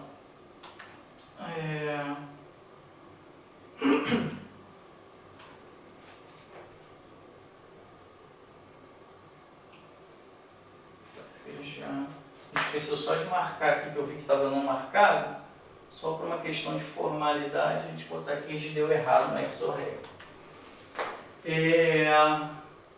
Onde que a gente parou aqui? A bacia hidrográfica do São Francisco é formada pela junção dos rios Parnaíba e Paraná, coisa nenhuma que a gente mostrou lá no mapa. Possui alto potencial hidrelétrico? Pô, ok, beleza, tem alto potencial hidrelétrico. Essa partezinha aqui do final tá ok, mas ser gerado pelo rio Parnaíba e Paraná, negativo. Então, vamos eliminar isso aqui. A alternativa é, por ser um rio de planície, não. Pô, ele começa lá na Serra da Canastra, no alto, sabe? Tem um trecho lá de planalto, que vai ter a navegação e tudo mais. Os rios brasileiros, de um modo geral, né, vão ser rios de planalto. Então aqui a gente já elimina aqui, por falar de planície. O rio São Francisco é navegável, aí que entra a pegadinha. Às vezes a pessoa sabe que ele tem um trecho navegável. Ele, de um modo geral, ele não é navegável, porque tem umas partes lá de potencial hidrelétrico. Então, isso aqui pode gerar confusão, né? Ele é navegável? Se é navegável, então é planície, fica lá, né, tranquilinho para o barquinho andar. Não, negativo. Ele tem um trecho navegável, sim, ok. Entre os estados de Minas e Bahia, ok, mas ele é um rio de planalto, tá certo? Então, a gente elimina aqui, então, confirmando, a alternativa C é o gabarito. Então, vamos seguir aqui para a última questão. Observar o Colégio Naval, né, duas questões seguidas, né, 2024 e 2025, falando sobre hidrografia, questões bem específicas, com conhecimentos bem detalhados sobre determinados pontos, então vale a pena a gente estudar hidrografia, tá certo? Aqui a BMDP2, né, Academia de Bombeiro Militar Dom Pedro II, 2012, aqui é onde eu me formei, só que eu me formei em 2006. Também por esse mesmo tipo de concurso, essa aqui é uma questão da UERJ, né? Porque durante muitos anos a Academia de Bombeiro fez, a forma de admissão era para o vestibular da UERJ. Você vai localizar essa questão aqui se você baixar as provas antigas da UERJ, porque estava com a UERJ nesse período, e no meu ano, 2006, já era também pela UERJ. O acesso, na verdade eu me formei em 2006, mas foi o vestibular de 2003, tá? Para entrar em 2004. Tá bom? Então não é o vestibular de 2006 que eu entrei, não. Estava concluindo a academia em 2006. O acesso das populações à água potável, falando aqui do acesso das populações à água potável, aquela água que a gente pode consumir, é um dos indicativos do nível de desenvolvimento. Sim, né? A gente vê lá, né, na prática, você vê que um local tem mais acesso à água potável, ele é mais desenvolvido do que aquele outro que não tem acesso à água potável, que é um lugar mais em desenvolvimento ou subdesenvolvido. Tá certo? Então, sim, o acesso à água potável, é claro que assim, só está afirmando, né, que não dá para dizer se está certo ou errado. Está explicando para a gente que é um indicativo do nível de desenvolvimento e também das condições de vida das sociedades, né? Quanto mais acesso à água potável, você tem uma condição de saúde, uma condição de vida melhor naquela localidade. No mundo contemporâneo, ok. A associação adequada entre o espaço geográfico e dois fatores que influenciam o percentual de acesso de sua população à água potável está indicada em... Então, o que o problema está pedindo? Ele vai mostrar uma região, um local, uma área, e vai associar a dois fatores que estão influenciando aquele local a ter aquele tipo de acesso à água potável. Aí tem esse mapinha aqui mostrando a água potável no mundo inteiro, né? O acesso à água potável. Os branquinhos, né, estão sem dados, como foi feita essa pesquisa, e a gente tem aqui o que está verde, né, é o que tem mais acesso à água potável, 91% a 100% da população dessas regiões verdes tem acesso à água potável, altíssimo. O amarelo é 76% a 90%, né? O Brasil está nesse segundo quadro, né? Está entre 76% e 90% de acesso à água potável. O amarelo clarinho, que a gente tem muito aqui na África, né? Aqui é branco, tem aqui algumas áreas aqui na Ásia, a gente vai ter de 50% a 75%, e a área cinza, né, são as mais críticas, que são menos de 50%, ou seja, menos da metade das pessoas têm acesso à água potável, tá certo? Essas partes cinza aí. Então vamos lá, olha a estrutura das alternativas conforme o texto diz. Tem um local e dois fatores que justificam o que a gente vê lá no mapa, tá certo? O que está falando aqui na alternativa A? Austrália. Olha só, Austrália. Tudo verdinho. O que isso significa para mim? Tem floresta pra caramba aqui? Não. Olha o índice, só fala que o que está verde tem de 91% a 100% de acesso à água potável. Até porque a Austrália tem desertos ali, né? Então, cuidado que a gente confunde a questão... Como a gente vê, por exemplo, a Amazônia, quando eu mostro região norte, ou então só a Amazônia, sempre está pintado de verde, aí olha para um mapa como esse, vê verdinho, tudo floresta, floresta, floresta.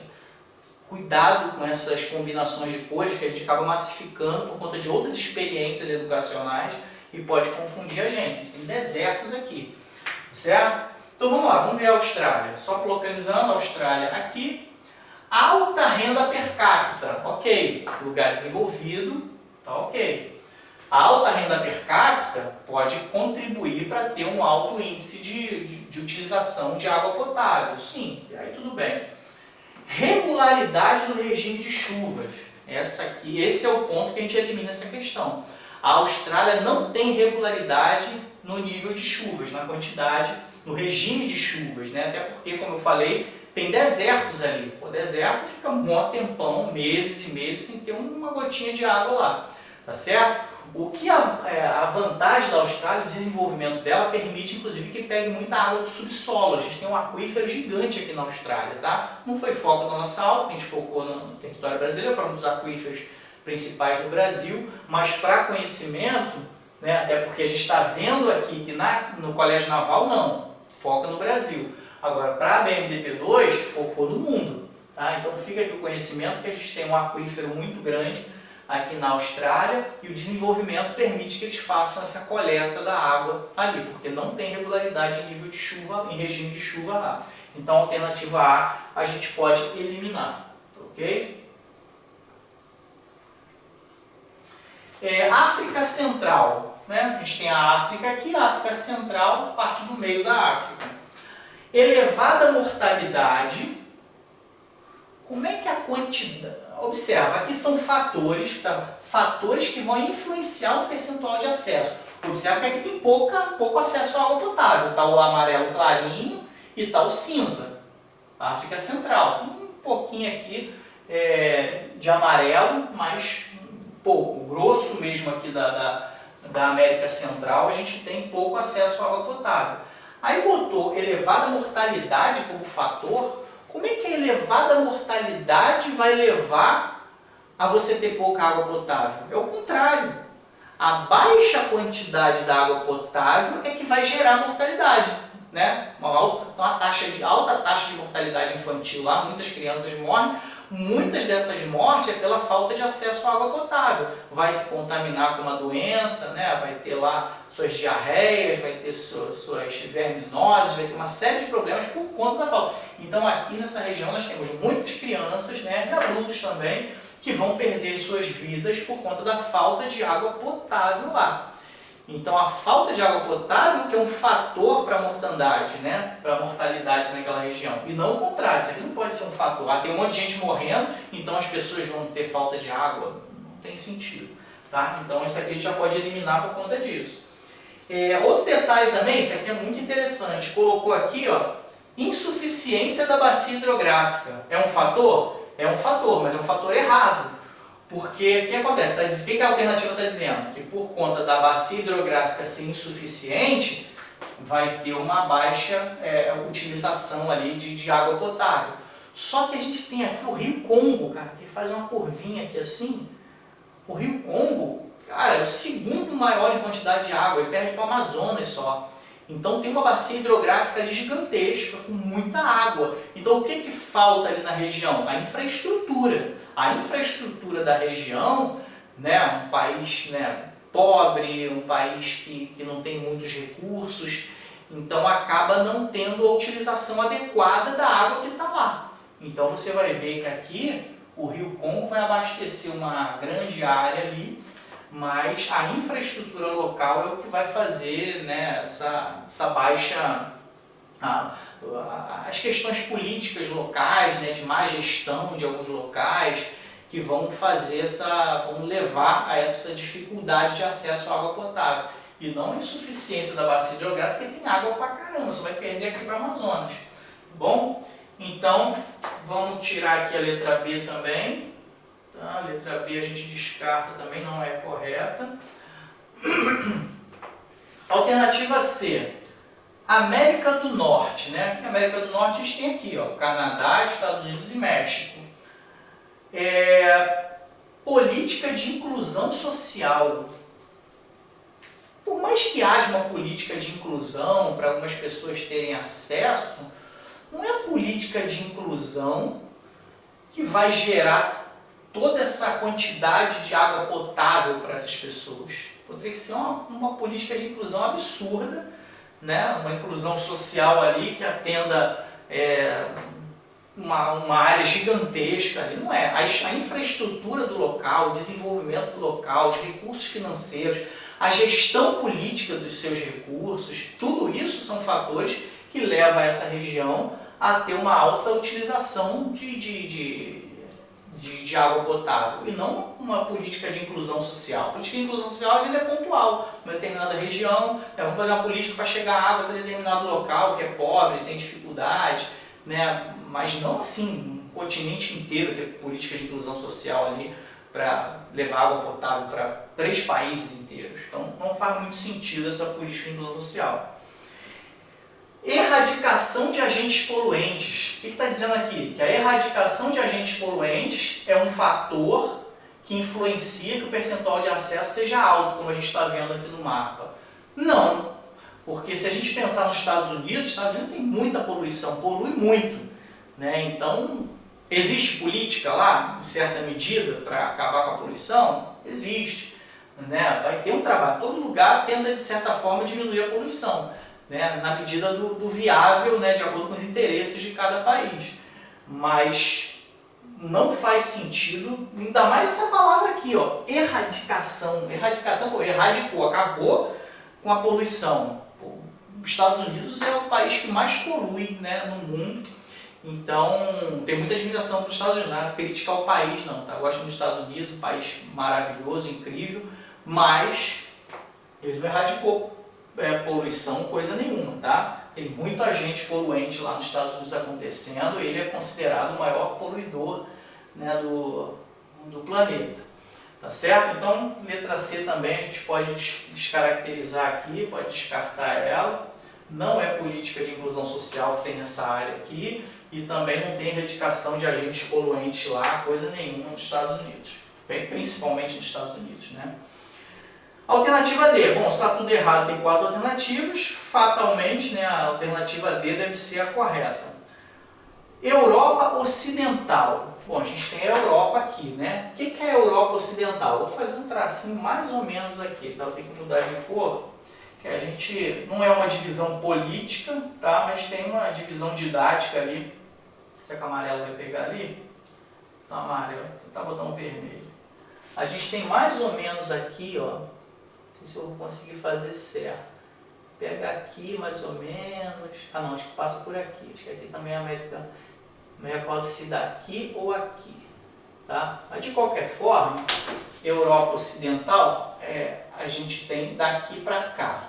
Então para lá, né, a gente tem até um pedacinho da Rússia, né, pertence à Europa. Esse aqui é tudo da Rússia, um pedacinho pertence. Então essa região aqui mais ou menos, tá? A gente vai ter isso aqui como Europa Oriental e Europa Ocidental do lado de cá. O que está falando aqui? Quando a gente olha de Europa Ocidental, por verde, né? Até a Europa Oriental também está verde. Mas em se tratando especificamente da Europa Ocidental, quais são os fatores que influenciam que eles tenham muita água potável, como está aqui em verde? Tá? Estabilidade demográfica? Pô, corretíssimo. O que é uma estabilidade demográfica? O crescimento vegetativo, ele é estável. O que é o crescimento vegetativo? É um balanço entre o número de natalidades e o número de mortes. Se você tem mais nascimentos do que mortes, você tem um crescimento da população. Se você tem mais mortes do que nascimentos, você vai ter um decréscimo da população, a população vai diminuindo. Se você tiver ali um equilíbrio, né, você vai ter ali um crescimento vegetativo nulo, né, e tem uma estabilidade populacional, o tanto que morre é o tanto que nasce, então fica equilibrado. Então o que acontece na Europa? Ou você tem um crescimento bem suave ou uma estabilidade. Né? A população da Europa não cresce, se tratando das pessoas nascidas lá, né? Sem considerar a imigração. Então essa estabilidade que a gente tem numa determinada região favorece muito o planejamento do local. Os países sabem o quanto está crescendo bem aos pouquinhos ou simplesmente não está crescendo, o que nasce é a quantidade que morre, então o país consegue se planejar. É diferente de um crescimento desenfreado, né? O pessoal está crescendo, está nascendo muito mais do que morrendo. Então o número de pessoas está aumentando, com o aumento da população vai aumentar o consumo, então precisa de medidas mais drásticas para poder resolver o aumento do consumo da água, de água potável. Então requer um planejamento muito mais intenso quando você tem um crescimento vegetativo muito alto. No caso da Europa Ocidental, cara, você tem uma relativa estabilidade ali. Tá? Alguns lugares não estão crescendo, eventualmente alguns lugares pode estar até decrescendo, e em alguns lugares você tem um crescimento muito baixo ali naquela região. Tá? Então você, sim, a estabilidade demográfica é um fator, porque como eu falei, gera uma tranquilidade de planejamento do local e vai favorecer, sim, que a gente tenha um percentual alto de consumo de água. Eles sabem quantas pessoas têm, então vão planejar em cima daquilo ali a distribuição de água potável, tá certo? O acesso à água potável. Qualidade dos sistemas de saneamento. Poxa, perfeito, qualidade do sistema de saneamento. Saneamento básico, né, que está relacionado à utilização da água, né, captação, tratamento, distribuição, né, tudo isso está relacionado ao saneamento básico. A Europa tem a balde, lugar desenvolvido, então você tem um saneamento básico ok, a qualidade dos sistemas deles é boa, e em função dessa qualidade do seu saneamento, você vai ter um acesso facilitado, né, favorável à quantidade, ao percentual de água potável naquela região. Então, letra D, pô, certinho. Então, vou marcar aqui para a gente encerrar. Certo? Alternativa D, ok. Tá? Então, para a gente encerrar aqui, ó, só as nossas fontes que eu gosto de mencionar, tá? Esse livro aqui, esses livros, né, são 3, Geografia Geral do Brasil, eu gosto muito, volume 1, 2 e 3, João Carlos Moreira e Eustáquio de Sene, editora Scipione, tá? Eu costumo colocar aqui no vídeo um link, né, para aquisição desse livro, para quem quiser, né, parceria aí da plataforma, de poder o canal receber comissões pela venda e indicações de livros. Então vou colocar esses livros aqui como coloquei em alguns outros, tá, para quem quiser adquirir, livros muito bons, é o que eu uso para tirar o conteúdo dessas aulas, pelo menos a maior parte, né, do conteúdo. Também costumo utilizar a inteligência artificial, né, às vezes para criar um conteúdo, pedir para digitar determinada imagem de uma questão, né, criar imagens ilustrativas, então eu gosto de fazer menção também ao que é utilizado. Atualmente estou usando muito Gemini ou ChatGPT para me auxiliar nessas produções das aulas. Tá? Então, fica aí as nossas referências. Agradeço a sua atenção até o momento, que tenha sido elucidativo, que tenha sido produtivo, uma aula um pouco longa, mas um conteúdo muito importante que certamente você vai precisar nas provas, tá bom? Até o nosso próximo vídeo, que Deus os abençoe.